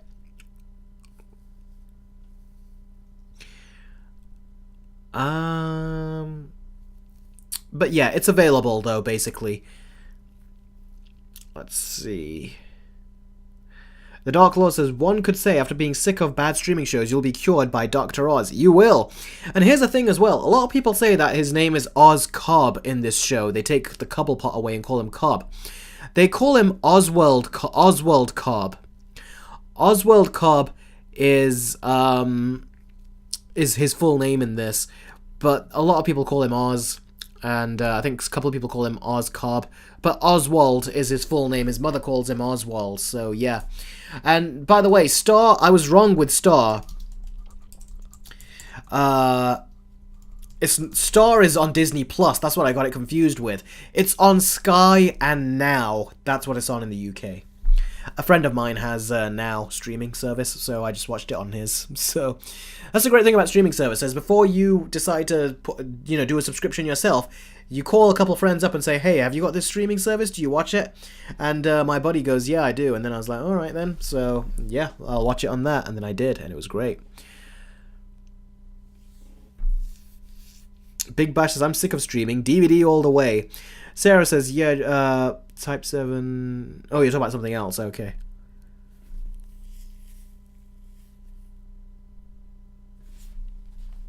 So that's great. So yeah, it seems like a lot of you guys have enjoyed the Penguin show as well. That's good. And for those of you that haven't, I'm looking at you, Sarah, as well. And others that have not seen it. Trust me, watch it. Just watch the first episode. I am almost certain you'll love it. Especially if you loved Peacemaker. That's surprising, isn't it? DC have only done 2 spin-off shows from their movies. 2 spin-off shows, Peacemaker and now The Penguin. Both are rated R. Both take advantage of their 8 episodes. I haven't seen all of The Penguin's 8, but from what I've heard, they do take advantage of each and every single one. So, yeah, phenomenal TV right now, and it's not coming from Marvel. Because I heard that some people that watched, like journalists that watched 4 episodes of Agatha All Along, which is what Disney gave them, they said that 4 episodes in, I'm not into it. Is what they said. Spirit Hero says it's glitching again. Are you guys seeing any glitches? Give me a second.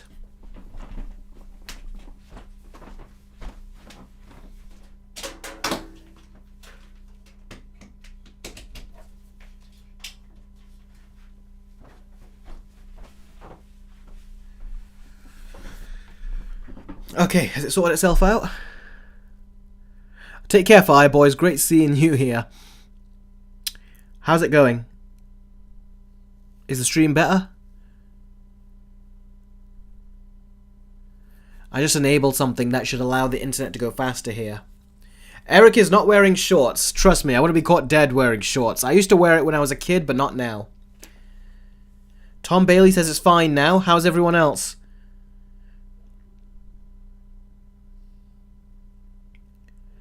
Classic Brickman says you're glitching.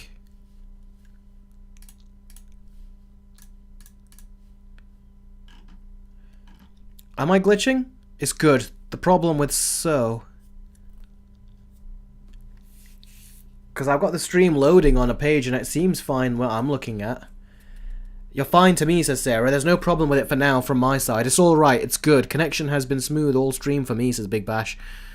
No. Okay, everyone's saying I'm good now. Okay, that's good. Now, what did Sarah say? Khan says, I did see a glitch, but it's back to normal. Sarah says, I loved Peacemaker, and I really like Oswald in a way where I think he has so much opportunity to be such a badass villain, so I think I'll like it. Yeah. Colin Farrell actually went on Graham Norton yesterday, and on it, he talked about how the show, like, eventually messed with his head because it gets so dark, he said. And I'm thinking, man, how dark does the show get? Because he said it was darker than that other movie he made, the Banshees of Inisherin. Did I say that right? I think I butchered that. Let me see. The Banshees of Inisherin. He said it was darker than that, which is not a super dark movie, but it's got a lot of some dark stuff in it. And he goes, yeah, this is darker than that. Like, it messed with his head towards the end a bit. He felt like he didn't feel good, he said at the end. So, yeah, I can't wait to see how dark this show gets, because he's even said before that he's surprised how dark the show got. So, yeah, I'm really so looking forward to seeing what they do with the Penguin. Seriously, this is probably going to be the best show of 2024. Okay then, so with that said, let's get to the Q&A. Tom Bailey says, I hope they introduce Professor Pig. There was rumours that they wanted to bring Professor Pig into a show, wasn't it? Sarah says, oh wow, you seem really enthusiastic. I am. I've not been this excited for a show in a while. I will say, whereas The Boys Season 4 has really disappointed me so far with its 8 episodes that I've seen, I've got 2 more to go, The Penguin is making up for it.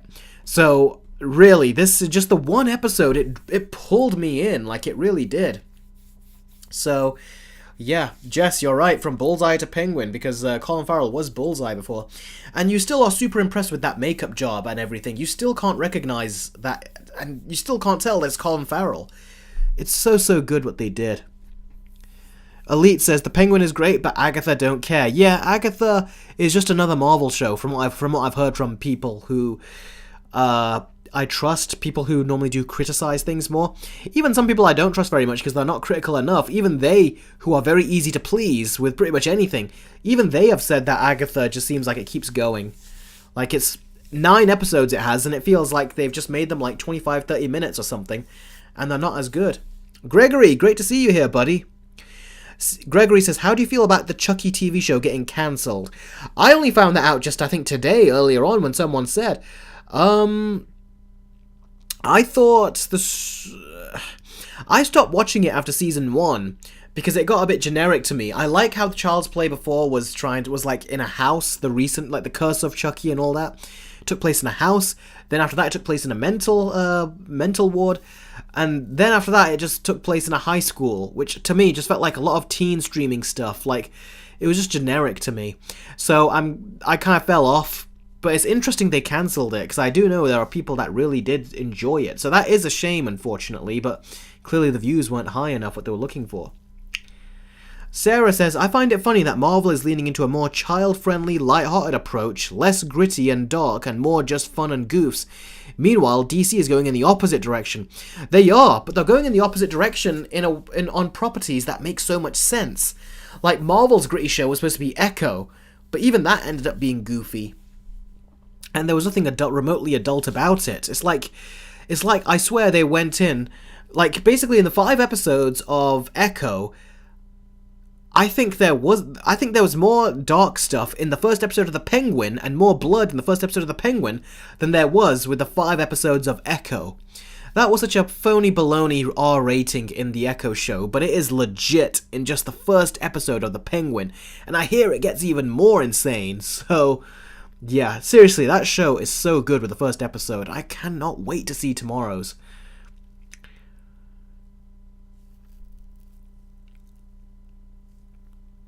Tom Bailey says, who would have made a good choice for Penguin in the Christopher Nolan universe? That is a very good question. Who do you guys think could have played the Penguin in Nolan's world? Do you prefer an American Penguin or a British Penguin, says Tom Bailey. Either, because he was more British, wasn't he, in the Arkham City game, where he's very British Cockney. That's kind of what he was. Ooh, Alfred Molina, yeah, that could actually work. I was also thinking what I said about the Banshees of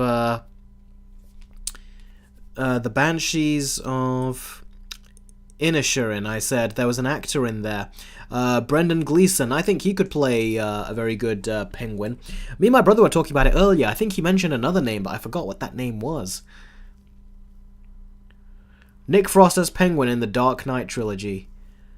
Well, the guy does sound more sophisticated in real life. I think he could actually play probably a more serious character if he was given the opportunity.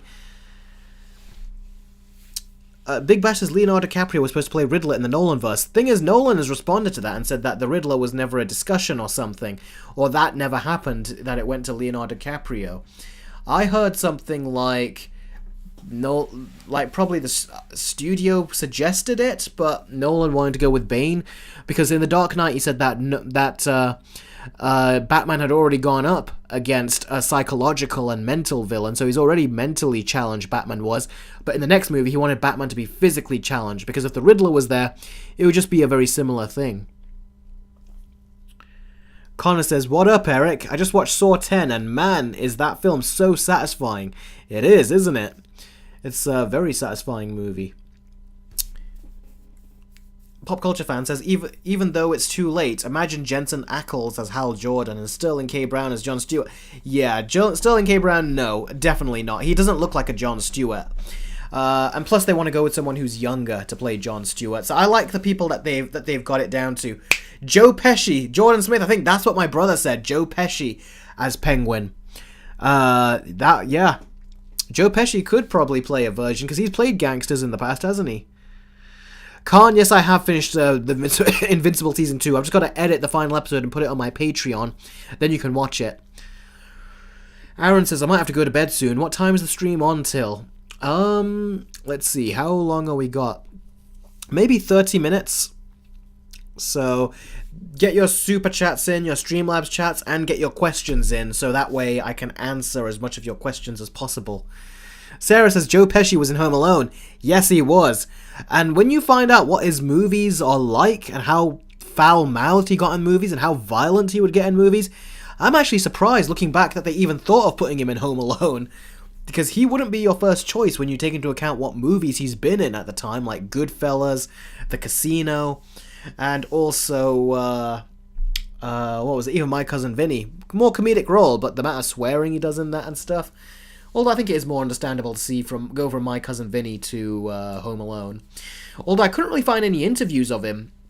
I found a very brief interview of him on the Home Alone set, but if you're trying to find interviews where Joe Pesci talks about Home Alone, you can't really find any, which is bizarre.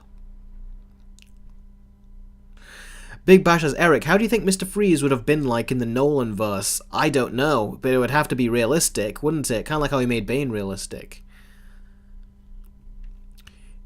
Classic Brickman says, do you still like Lego Batman DC Superheroes Unite? Yes, I still do. That's still a very good movie, that is, I thought. A really good movie. Khan says, provoke Sarah, you might be kept hostage there again. I don't provoke Sarah. Sarah was very generous. She did all that on her own. Actually, hang on. There was a time I did provoke her a little bit. That was it. She went down her donations a little bit. I was like, oh, good, she's reaching the end. And then she did another, was it $7 or something? And then she's like, no. And I was like, oh shit. That was a time where I don't think anyone held me hostage as much as Sarah did. Sarah was actually the one, I think she takes the crown for that.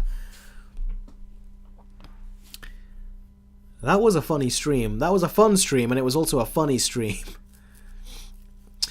What are your thoughts on South Park, The End of Obesity? I thought that was very funny. I remember me and my brother had to pause it because we laughed so hard on one particular point. It's when Cartman is crying because he wants to use that drug which helps you lose weight, but he couldn't get it.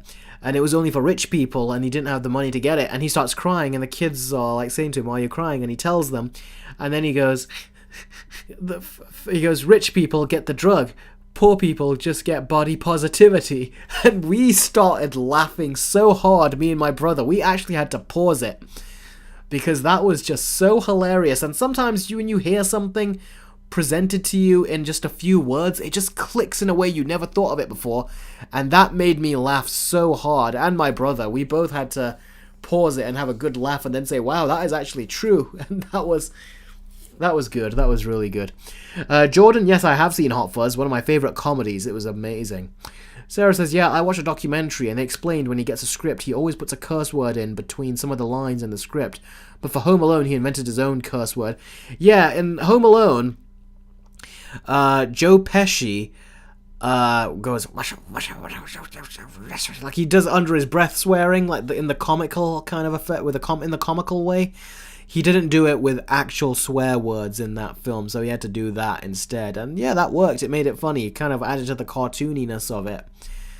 It made it very funny. So that was a good touch on his part. Harshly Critical says, what Batman actor could play Batman if they make a new Arkham game? The same guy that voiced Batman in the Arkham Origins. I can't remember his name, but he can do it. Sarah says, Eric, have you ever thought about starting a blog where you rewrite movies or shows that you believe you could improve? I get that you're probably super busy with videos, but have you ever thought of it? I've actually not thought of that, but I have had a website before when I used to review technology. It was ecartman12.blogspot.com. That website should still be up, and I've not maintained it for years because then I moved on to doing movie-related stuff. But yeah, that's something, Sarah, that I've actually done in the past. Have I thought about doing, like, my version? Maybe once or twice I thought about it, but I never went through with it because my passion really is in reviewing movies and shows that come out and dissecting them. In my videos, I'll sometimes say what they should have done was this or this. Like in Beetlejuice 2, I actually say one of the things they should have done to the story, which is a versus video that's coming up. I haven't recorded it yet, but the script is nearly finished, and then I will. But that's an example of one of them, where I'm like, yeah, they could have actually done better with that. So yeah. Big Batters Eric, rewrite videos would be so good. For example, a rewriting Spider-Man Homecoming. The editing of that would be very tricky, though, because then you're talking about imaginary circumstances, and then you need that imaginary footage. Or you got to try finding footage from the movie, and you've got to find a way to take the movie footage and kind of like splice it in a way that fits what you're describing. That takes a very long time. Jess has done a $5 super chat. Thank you very much for that, buddy. And he says, Venom 3 is getting more hyped. Penguin is great that he's looking at Kingpin, childish, crying in the MCU corner. Yeah, it's true. Kingpin was like just childish in the MCU corner, especially in Echo. Do you still love Christian Bale Batman? Yeah, of course I still love Christian Bale Batman. He's amazing. Watch Batman Begins as well. He was fantastic in that when he was learning how to be Batman. Yeah, I still do. Venom 3 is getting more hype. Is Venom 3 getting more hype? I don't know. We have to see what the box office will be when the movie comes out. When does the Penguin 3 come? When does the Venom 3 come out again? I'm curious. Khan says, Eric, have you seen the entirety of the Fallout series on Amazon? If you have, what are your thoughts on it? No, I haven't seen it. Fallout is not a game that I've played, but I've heard very good things about it, and Jonathan Nolan is writing it. I watched some of his shows before, like Person of Interest. He also co-wrote The Dark Knight and The Dark Knight Rises with his brother, Christopher Nolan. So that's cool that he's there. Although I did hear someone say that there is no main female character in Fallout, and in spite of that, they create a main female character in the show, which sounds bizarre to me that they would do that. But yeah, that's what I heard. A Pop Culture Fan says, from what I heard, Null is in Venom 3. Yeah, he is. And there's a controversy going on that the person that created Null just a few years ago in the comics, that guy that created the character is not getting any credit or pay for Sony using his character. So yeah, that's pretty shitty, isn't it? The G-Gamer says, is there a movie sequel so amazing that it accidentally makes the previous movie look worse? Like example, Batman Begins and The Dark Knight. I still love both. I know what you mean. It didn't make the Batman Begins worse, but it meant that The Dark Knight was better. So, one movie that's so good it makes the previous one worse? Yeah, I would say, I don't know if this is a controversial answer, but I would say Revenge of the Sith. I thought that when I was a kid, I thought Revenge of the Sith, I really enjoyed it so much that I thought episodes 1 and 2, you didn't even need to see them anymore. Just watch the Clone Wars and then go to episode 3 is what I thought. So I would say that one. Any other questions?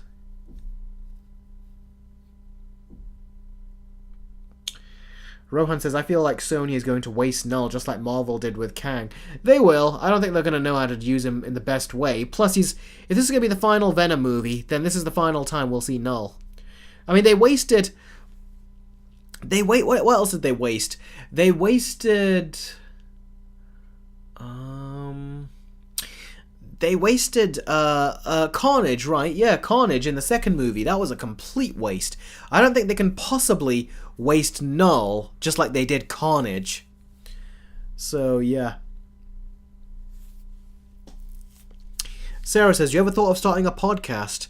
I actually did start a podcast a little bit. I was doing audio reviews of The Mandalorian, I think Season 2 at the time, on my Patreon, which are podcasts. And then I also did...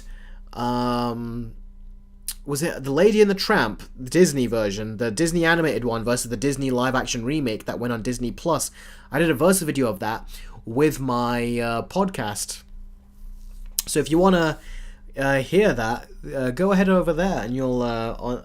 you are a patron already, aren't you, Sarah? So if you just search far back enough, search Lady and the Tramp or Mandalorian, you'll actually see those early podcasts I did. So definitely try that and you'll see. Big Bash says, Eric, you should do a podcast where you talk with other film reviewers. Yeah, that could be potentially interesting. Which film reviewers would you have in mind in that regard? Spirit Hero says, do you think Kevin Conroy would have made a great live-action Batman? He kind of was in the CW crossover event. They didn't put him in a Batman costume, but he was kind of... I don't know. What was the one? I don't know. It would be hard to say, but I think he could do a good job. But I thought his instrument was best when he was in the booth and he was doing the voiceover. That's what I think, personally.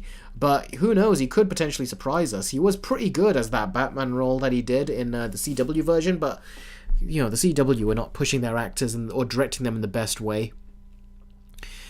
Big Bash says, the Critical Drinker would be nice. I think you and him would get along well if you did a podcast. Well, the thing is, I can't interact with him via Twitter because I'm still banned off of Twitter or suspended because of Twitter's stupid mistake. Or because my account got hacked. Well, sometimes it's hard. I don't know if I could actually arrange that. If you guys suggest it to him, who knows? Maybe he'll reach out, and then if he does, then yeah, I could. It would be interesting for sure.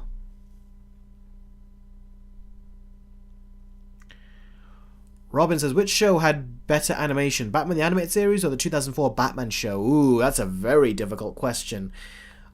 I love them both. I thought that the Batman had a very inky kind of like design aesthetic, and it maintained the dark aesthetic that the animated series had. They were both so good. I would say Batman the Animated Series, but man, the Batman is no slouch. That was a great animated thing. The guy in Echo looks like Ezra Miller. Which guy? How would you rank every Spider-Man movie? Supersonic Adventures? I feel like I've already done this before, but I can't remember right now. Let me see. Sarah says, I'm going to go to sleep now. This was a fun stream. I didn't ask many questions, but that just means I'm saving them for next week. So good night, my friends. No problem, Sarah. Thank you very much for coming back. I really appreciate it. And I look forward to seeing you next week and answering some of those questions for you. So thanks very much for watching. And again, Sarah, thank you for all your donations in the past. I've always appreciated it. And get well. Hopefully by next week you'll be feeling better when we see you again. And hopefully my cough will have completely gone by then too. So thanks very much, Sarah, and I'll catch you very soon. Take care.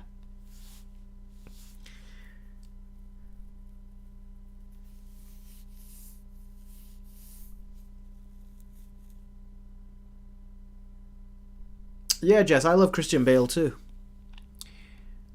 Okay, so how would I rank the Spider-Man movie Supersonic Adventure? Let me see. I would say Spider-Man 1, Spider-Man 2, Spider-Man 3, The Amazing Spider-Man 1, The Amazing Spider-Man 2, and then I would say Spider-Man No Way Home, Spider-Man Far From Home, and Spider-Man Homecoming. I think I've given a different answer before. I might give a different answer again the next time. It depends on my mood, but if you really want to know what my thoughts are on the different Spider-Man movies, watch my reviews for all of them, and you'll see my scores, and then you can, you know, just categorize it that way then after that, so that's what I'd recommend. Eric, how do you feel about my rivalry between me and Rohan, says Khan. I find it very flattering that you both...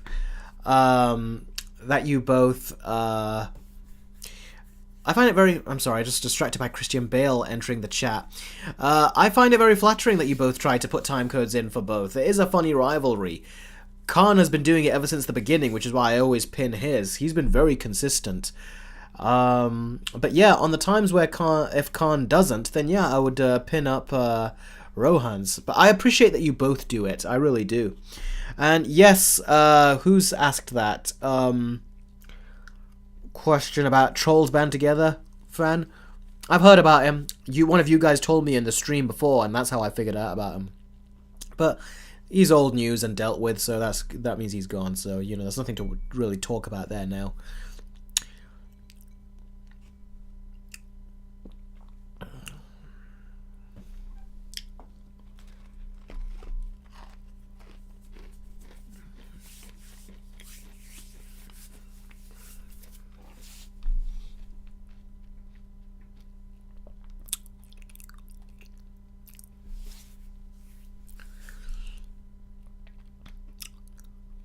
Is that Jess that's turned to Christian Bale?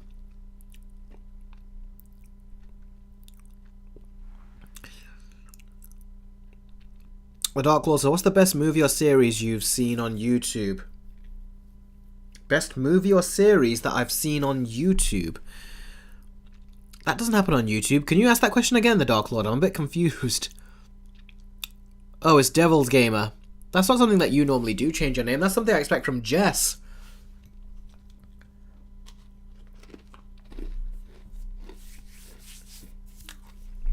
Spirit Hero says, I'm going to head out now. Bye, Eric. Well, goodbye to you too, buddy. Thank you for joining the stream. I really appreciate it.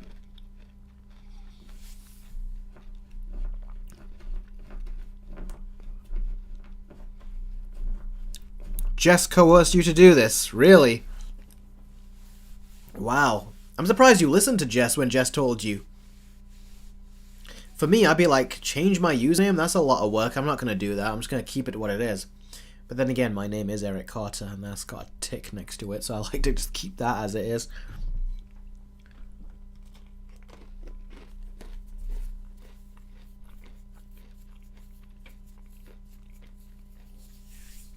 Big Bashers, what time do you eat dinner, Eric?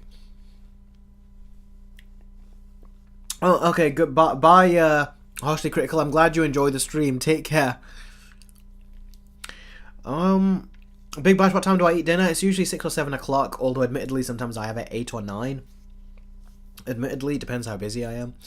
But yeah, no, it's all good. Man, sometimes I just get to take in a moment where I just appreciate the fact that that I get to speak to you guys. I really do enjoy doing it. Big Bash says, Ecotman12. Remember that name, Eric? I do. That was back in the day when, you know, people were not so keen on putting their real names on YouTube, so they would come up with code names. So yeah, I came up with I was like, I was like, how can I do a code name that still sounds like my name to me? And I was like, well, Eric Carter, Eric Cartman. I was like, well, that would be close to my name without putting my real name up there. My parents didn't want my real name up there at the time. It was just the way internet culture was at the time. It was considered putting too much of yourself out there. So yeah, I had to you know, not do that. But now I changed it because someone suggested that I should, and it's been Eric Carter since, because one of my viewers had suggested I change the name from by connecting my Google Plus account at the time, if you remember Google Plus. The G Gamer says, I gotta head out now to see the Wild Robot. Take care, Captain Eric. Oh, that's great. I've wanted to see that movie, but guess what? Just like Transformers 1, I looked into it. I was like, alright, when does this movie come out here in the UK? Comes out freaking October. So I gotta wait about a week or two before I get to see the movie, just like Transformers 1. And at that point, I'll be busy working on Joker 2, the videos for that I gotta make for that. So that was so silly and annoying. I hope you enjoy the movie, buddy, but man, do I want to see that one as well. I'm looking forward to seeing that one. I've heard nothing but good things about it. I've heard it's a very warm movie.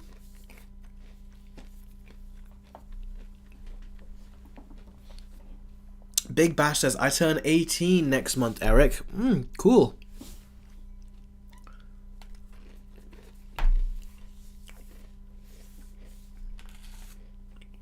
Let me know when it becomes your birthday, and I'll give you an early happy birthday. We do streams every week, so I'm sure you can tell me close to the time. If you're there, that is. Manola says, Eric, did you hear about the lawsuit that Mr. Beast is going through? I have. That whole thing is took quite a dark, ugly turn. Thing is, Mr. Beast, to me, he always had that face. This is not going to sound nice, but he always had a face that made me think he was a certain kind of person, just with the look on his face. And now you find out this stuff, I wouldn't be surprised if he is that kind of person, especially with who he's friends with.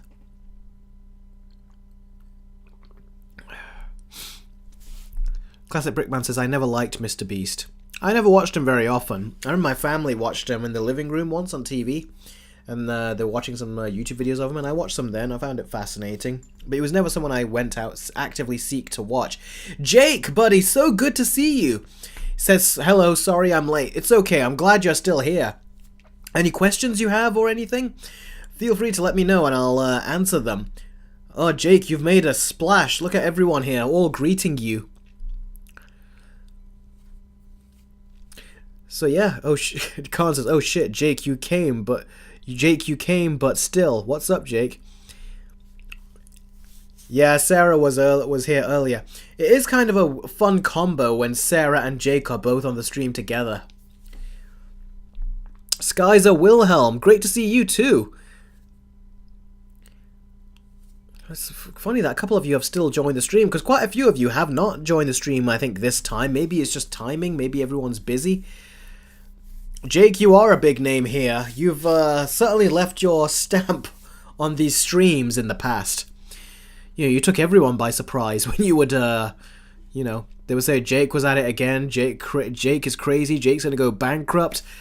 You know, everyone said your name so much times that now they've, it's kind of like ingrained in their head.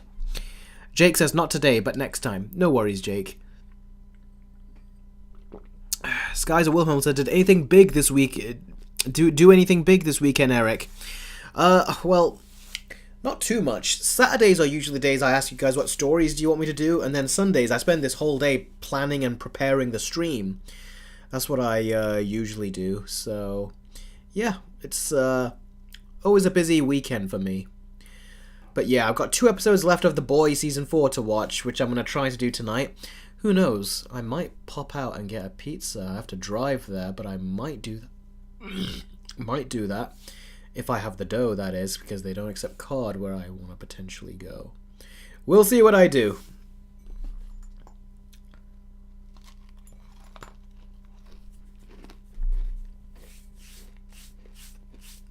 Or maybe I'll just have some tea.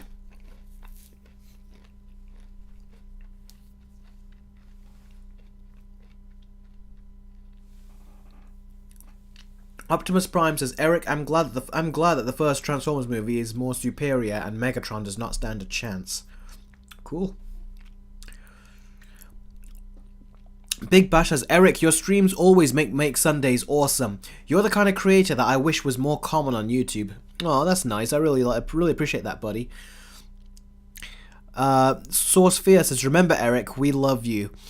Oh, that's so nice. I love you guys too. I mean, it takes a lot of work to basically do a live stream once every week. And it's 11:25 in the evening right now. And I started the stream about 2 hours ago. So it takes a long time, a lot of work, and I wouldn't be doing it unless I genuinely loved and enjoyed spending time with you guys. So, yeah. Trevor Bistro says, sending hearts to Eric. Khan says, we all love our captain very much. And the captain loves his shipmates. Jordan Smith says, sorry Thunderlord, but I don't have a 6-pack. Jordan Smith says, would you do a versus video on Star Wars original trilogy? Maybe. I don't know. I've not thought about it. I've got other videos in my head right now, but maybe eventually, yeah, I could see myself doing that. The Dark Lord says, we are proud sailors. Yeah. Eric is the GOAT. This is too much kindness that I can take for me to take what you guys are doing right now.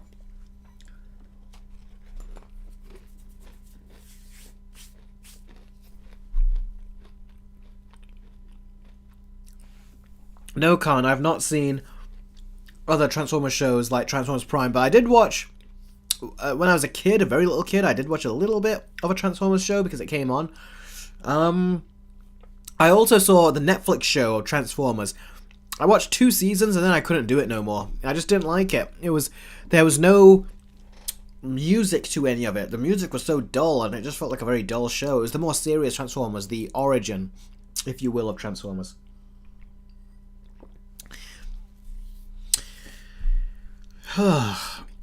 Too much kindness. Say that again and we'll double down on it, said the Dark Lord. Jake says, by the way, have you heard of that infamous scene in the Chucky series where the doll makes out with a human? No, I have not. Which series was this? Was this series 2, season 2 or 3? Because I only watched the first season, then I stopped. Eric for president. Eric is a god. Eric is not a god. He's not president either. Season 3, Jake, is that where it happened? And Season 3 was the last season before it just got cancelled recently, isn't it? I think we're starting to... Maybe that season was too crazy? I don't know. It's bizarre they cancelled it, though. Khan has it right. There you go. No, Eric is our captain. Yep, I'm fine with captain. Tom Bailey says, Thor is scared to make Eric angry. Yeah, he better be careful. Jake says, haven't really watched a full episode, just clips. Yeah, I saw the first season. I was a little bit disappointed because I liked how the Chucky movies, they were the straight-to-video movies, like The Curse of Chucky and all that. I liked how the first, like, The Curse of Chucky took place in a house, like a home invasion. And I liked how the movie after that took place in a mental institution. So if any of the patients say, we saw a walking doll, they would sound crazy. So that was a cool...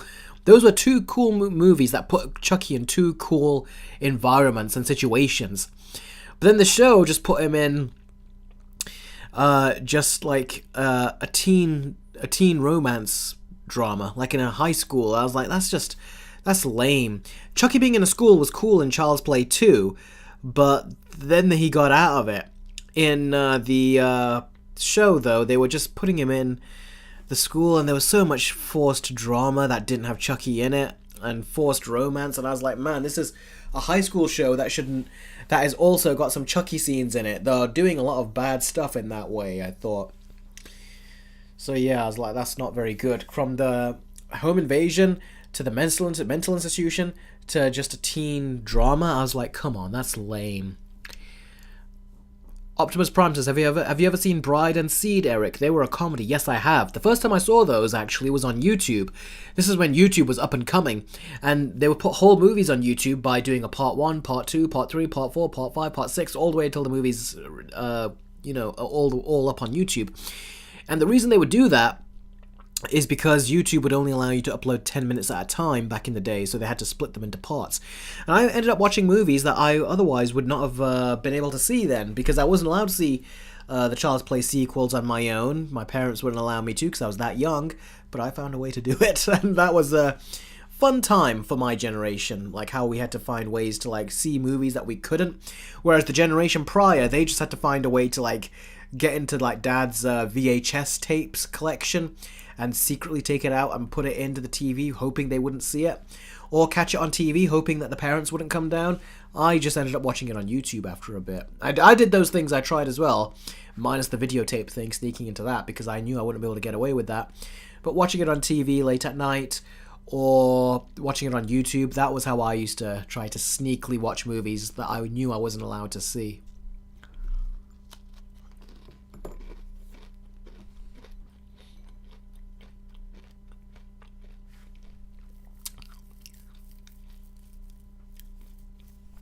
Big Bash, that is a very good question.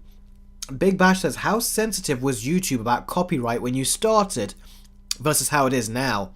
Well, they were always strict, but they just keep getting stricter. I would say when I started, I could do a lot of things. The only thing I couldn't do was put clips on that went on for too long, and I couldn't let too much music play in the background, so I'd have to cut them up a little bit and replace bits and things. But ultimately, I was able to make the videos that I wanted, but you'd still get some false copyright claims saying that you're using footage from the movie, and I would find ways to get rid of that.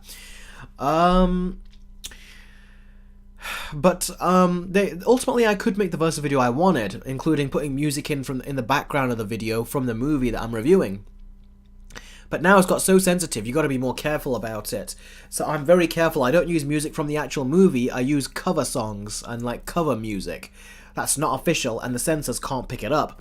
Sometimes the censors still do pick it up, either as the music from the movie, or they just pick up music that's got nothing to do with anything, and they say, yeah, you're copyrighting this music with the choice you did. And I'm like, that song is not that, but you're saying it's that, and now you're telling me to get rid of that song, even though this song doesn't abuse any copyright, doesn't break any copyright rules. So they've still got a lot of nonsense now. Back then they were more lenient. Now they are very hardcore.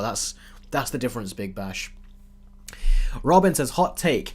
The Green Lantern Corps has the most potential for a cinematic franchise out of all the DC characters.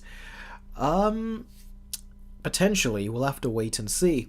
By the way, guys, there are so many questions here. So if your question is not answered and you really want it to get answered, then do it through Streamlabs or Super Chat if you really want it seen, because there's a lot of questions going on here.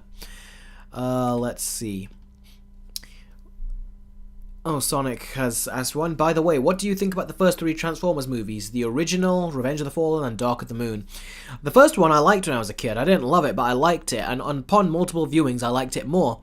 The second movie I know is the bad one, but when I was a kid, I really did enjoy it. But that's because I was the right age. I was about 13, I think, or just turned 14 when it came out, so I was of the right age. Now I think it's really bad. And then we have the third movie, which is actually, well, the first and third is actually my favourite. The third has some of that awkward comedy, but I felt like it was toned down from the second film. And the action sequences were amazing. And I especially loved the 3D in that movie. I remember watching it in 3D in the cinema. Apparently that he was using, Michael Bay was using James Cameron's 3D cameras to film the movie, and it was so good. The 3D was excellent in that movie. But yeah, I think the second movie, though, is better than what they did with the fourth and the fifth. Those were just so bad.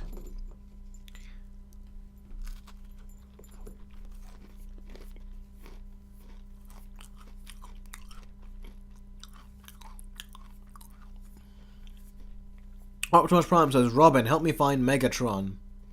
Okay. Aaron says, I've got to go in 5 minutes. Aaron, I'm surprised you managed to stay here as long as you did. Considering that you said you were tired and stuff. I hope we're not tiring you out, buddy.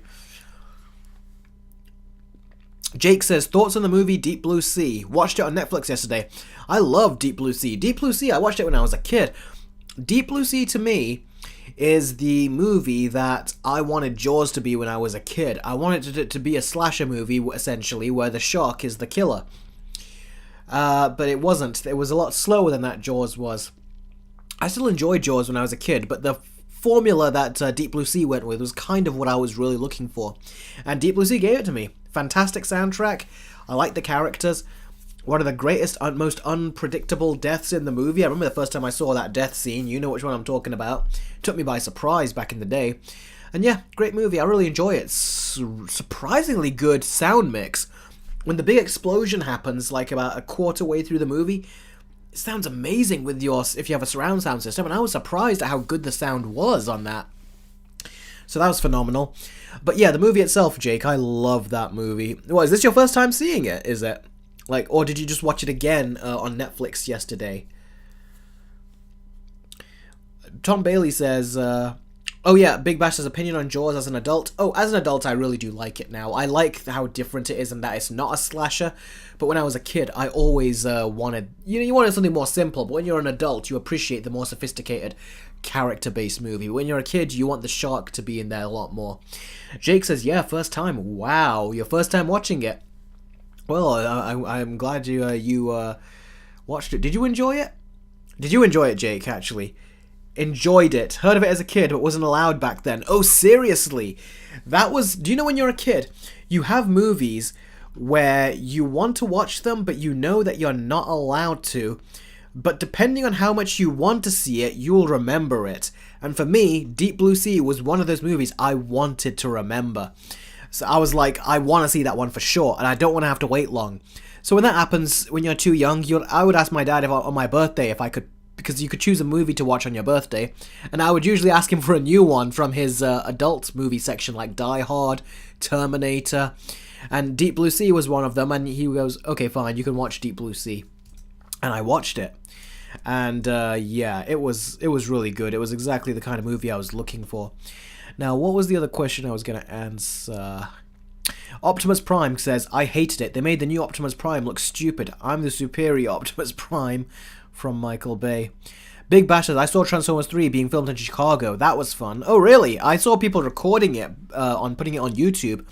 And then they actually... Later on, we saw what they were actually doing, because there were no Transformers there, obviously. And then later on, we actually saw, oh, that's what they were doing. They were filming those explosions so they could put the Transformers in there afterwards. And that was a cool before and after to see when they were filming Transformers 3 in Chicago. Robin says, have you ever played Angry Birds? Yes, I have. I played it as a kid. I did when I was, back when Angry Birds was a thing. It's not a thing anymore. But yeah, I did play it then. Supersonic Adventure says, Eric, I gotta go. See ya. Okay, take care, buddy.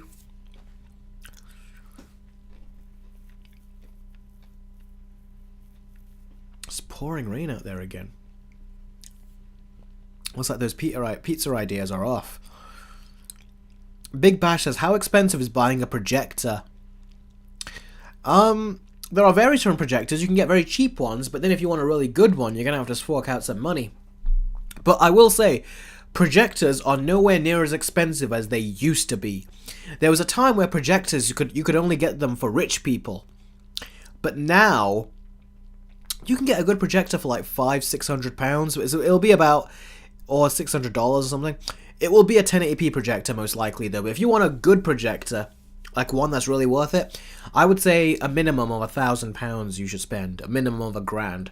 The one I got cost $1,200.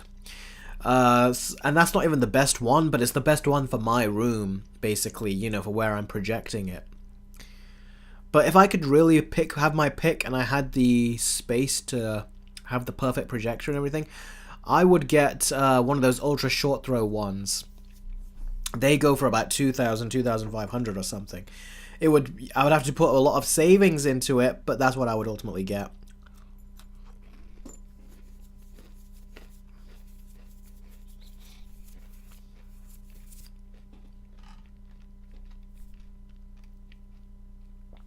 Khan says Godzilla is secretly Captain Eric's pet. Where would I fit him? He would break a hole in my roof. He wouldn't fit in the house. Very funny, Khan.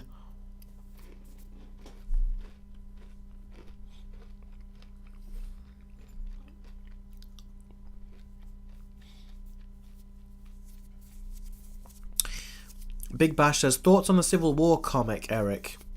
I don't think I have any thoughts on the Civil War comic. Guys, what do you think of Peter Cullen, Optimus Prime? Of course, he's the voice of Optimus Prime, isn't he, Jess?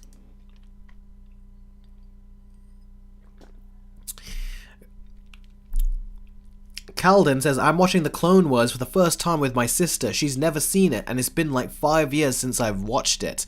Ooh, you mean The Clone Wars. Fantastic show, bud. And if she's never seen it, hopefully this will get her into it. Yeah.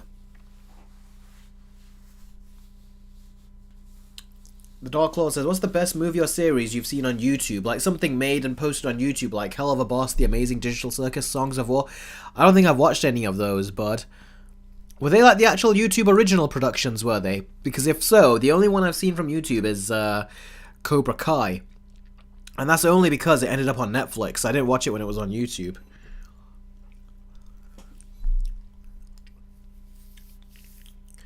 Jess says, Eric, did you like the idea of Chris Hemsworth as Optimus? You can check out my trailer reaction on Patreon where I talk about that. I wasn't crazy for it, but it was certainly there. In the trailer, I've not seen the movies yet, but in the trailer, he seems alright. I don't like the voice they got at all for Megatron, though. I really don't like that. But yeah, check out my trailer reaction on Patreon if you want to know my detailed thoughts on what I thought of that, going by the trailer.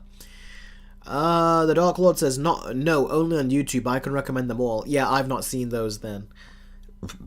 Classic Brickman says, best Big Bang character? What was the name of that dumb guy that Penny dated and they kept bringing up? Zach. Zach was my favourite character. Every time he was on, it was hilarious. Oh wow, looks like the lights are dying out on my studio light on this side right here. I've got to charge that. This one's still bright though, like super bright. Dead Wolf says, do a watch along on the Winnie the Pooh horror films. Jake says, by the way, you know the movie The Shape of Water? The one where she bangs a fish. Yes, I know it. I've not seen it though. In fact, I was glad when that woman that played that character died in Godzilla King of the Monsters. I was like, good. Before she tries to bang Godzilla. And yeah, she died. I was happy in that movie. Guillermo del Toro would be a great choice to direct a Venom movie. That would be interesting. But yeah, what about that movie, Jake? Have you seen it? I've not seen it myself. Eric, is Avi Arad a PG-13 fanboy? I mean, look what he did to Venom. No, he's just not smart enough to make something R-rated. And plus, it wasn't just Avi Arad, it was also Amy Pascal. Jake said, I watched it with my grandma, not knowing there would be a fish on human sex scene. There was actually a sex scene. I've not heard about what that scene was like. I just know that she wanted to bang a fish. I didn't think she actually did bang it in the movie. Although I didn't rule it out either. Damn, man. What was that like? Did Grandma take off her slipper or something? Because I feel like that's something that a grandma would do if she saw something like that. Dark Lord goes, oh, poor Jake's grandma.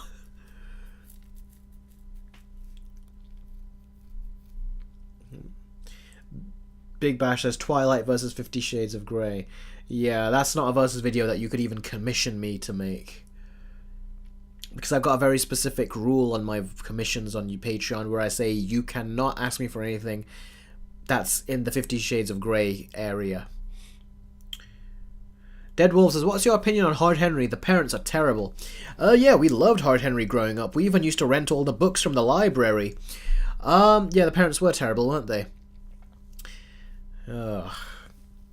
Jake says, she did it. It's all on screen. Yeah, my grandma was shocked. I was worried she'd have a stroke. Lol.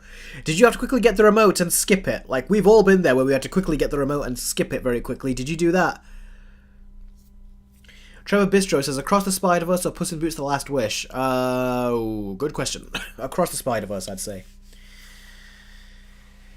Calden says, Eric, am I crazy for thinking the Minecraft movie doesn't look that bad? No, you're not. I don't think it looks that bad either, but it's still not quite something I would want to see. But I don't see why people are so angry about that one, really.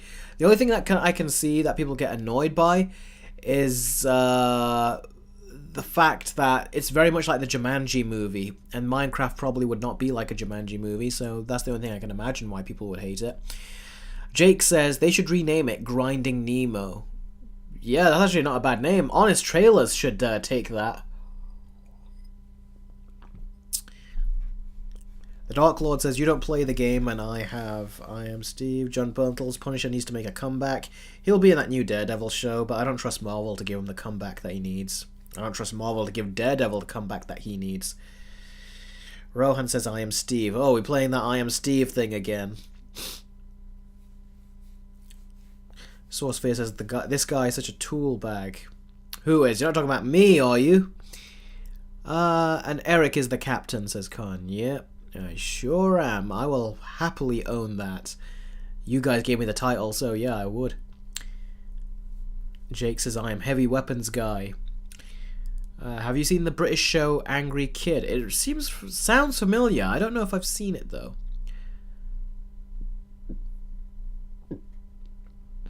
Tom Bailey says, how dare you insult El Capitano Eric? Eric is the future Prime Minister. And I am Iron Man, says the Dark Lord.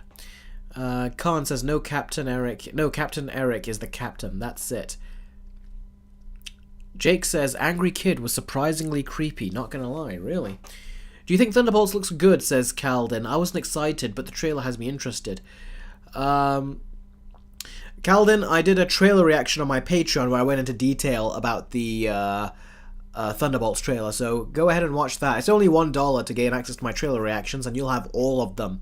Or you can just buy out that specific trailer reaction and not have to be a continuous Patreon member. Or you can click the join button on YouTube memberships and become a YouTube membership and get a YouTube membership and watch the trailer reaction that way. But I put my trailer reactions on Patreon and YouTube memberships.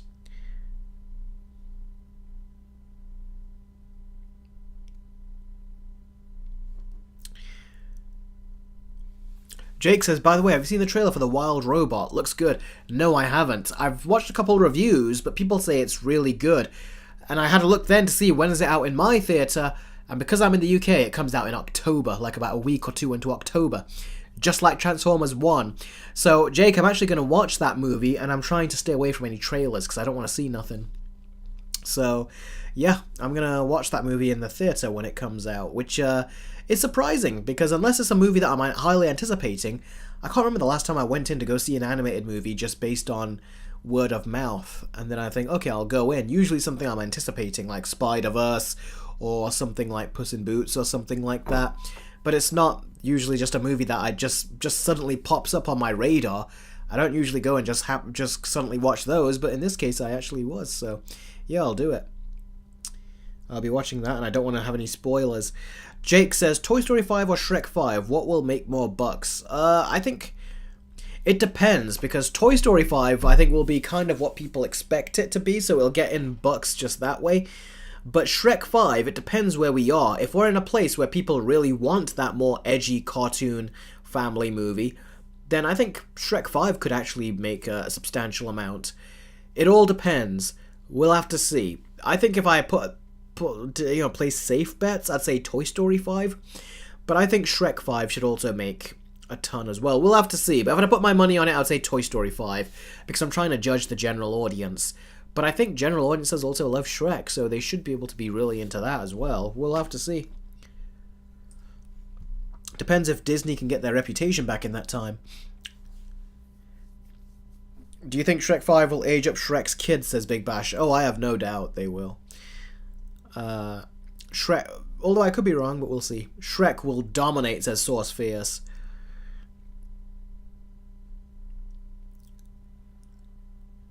I've not seen Stand By Me, Trevor. Let me have a quick look. Stand By Me. Oh, I have seen that. Long time ago, I think. Is it where the kids all try to kill themselves, was it, for survival? Or was that something else? What was the other?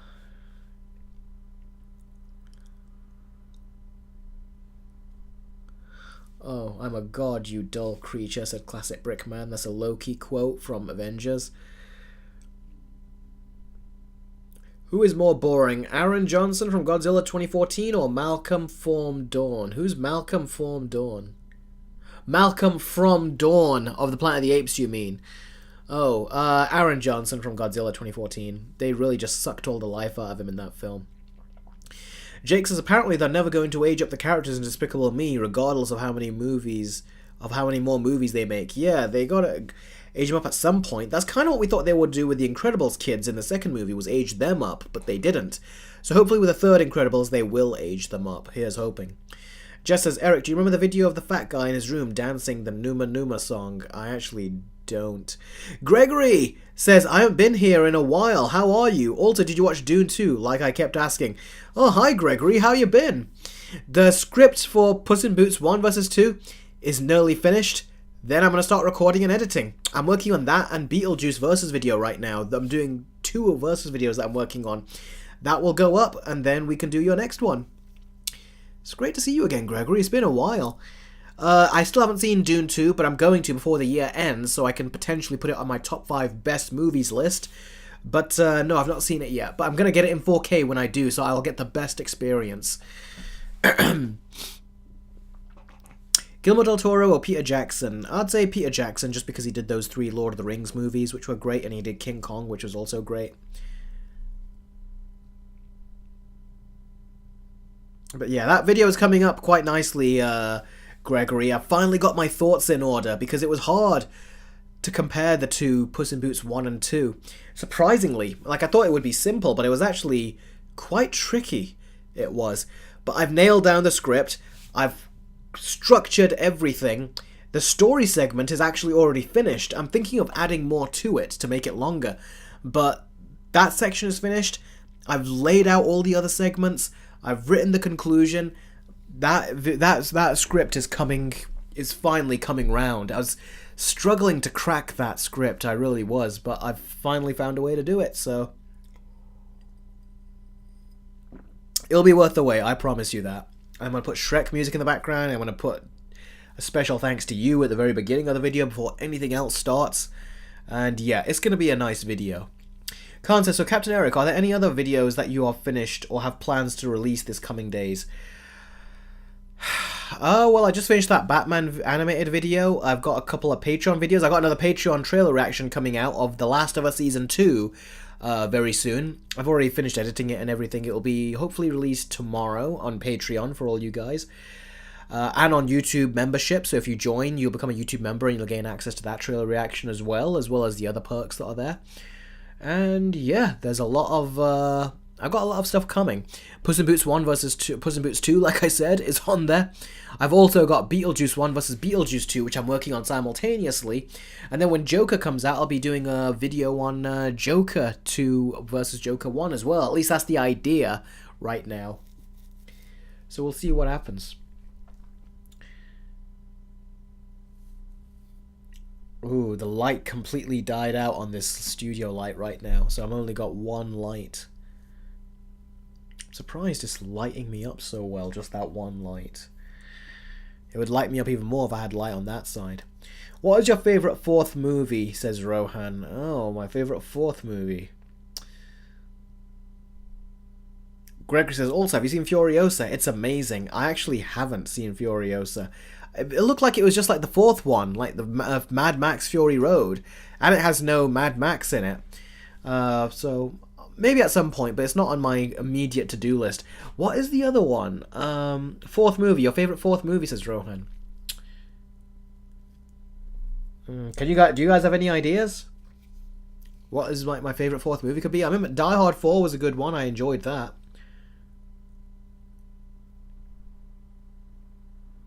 You know what? I'll just say Die Hard 4.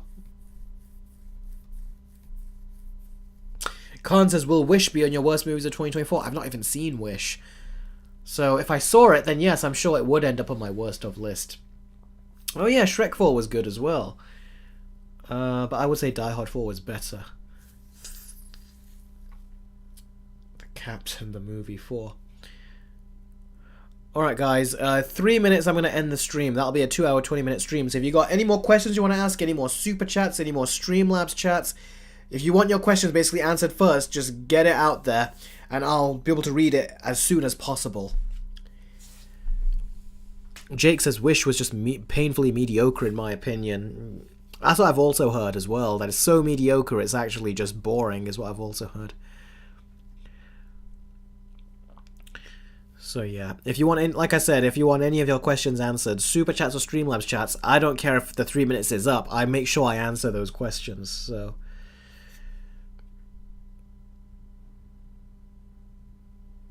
Big Bash says, I ain't the sharpest tool in the shed. I know what you're quoting. Source Fierce, do you have a favourite slasher villain, Eric? Probably the killer in Scream. Thoughts on Back to the Future? I like the Back to the Future movies, all of them. I wanted to make lamb chops out of the goat in that movie. That's funny. The goat in Shrek, are you talking about? Oh, Wish. Oh, Jake. That's funny, Jake, that is. She was looking kinda dumb with her finger and her thumb. Yeah. In the shapes of an L on her forehead. Okay, now you're just singing the lyrics to Shrek. Rest in peace, Maggie Smith. She was amazing as Professor McGonagall in Harry Potter. She sure was, and I did a little tribute to her at the beginning, where I just gave her her family my best wishes and her rest in peace wishes. That is funny, Jake. I wanted to make lamb chops out of that goat in that movie. Out of the goat in that movie.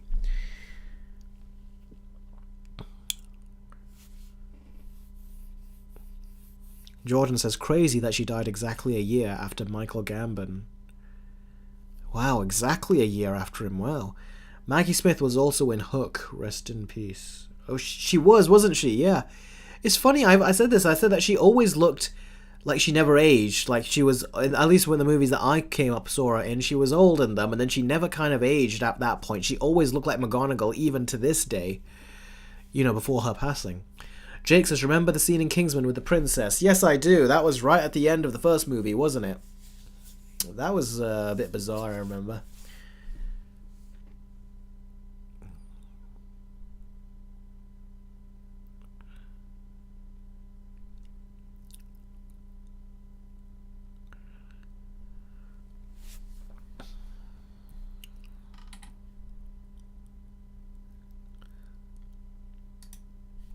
Okay guys, it looks like that is it. Thank you very much for joining me on another live stream. I really do appreciate it. I appreciate every single one of you. I always do.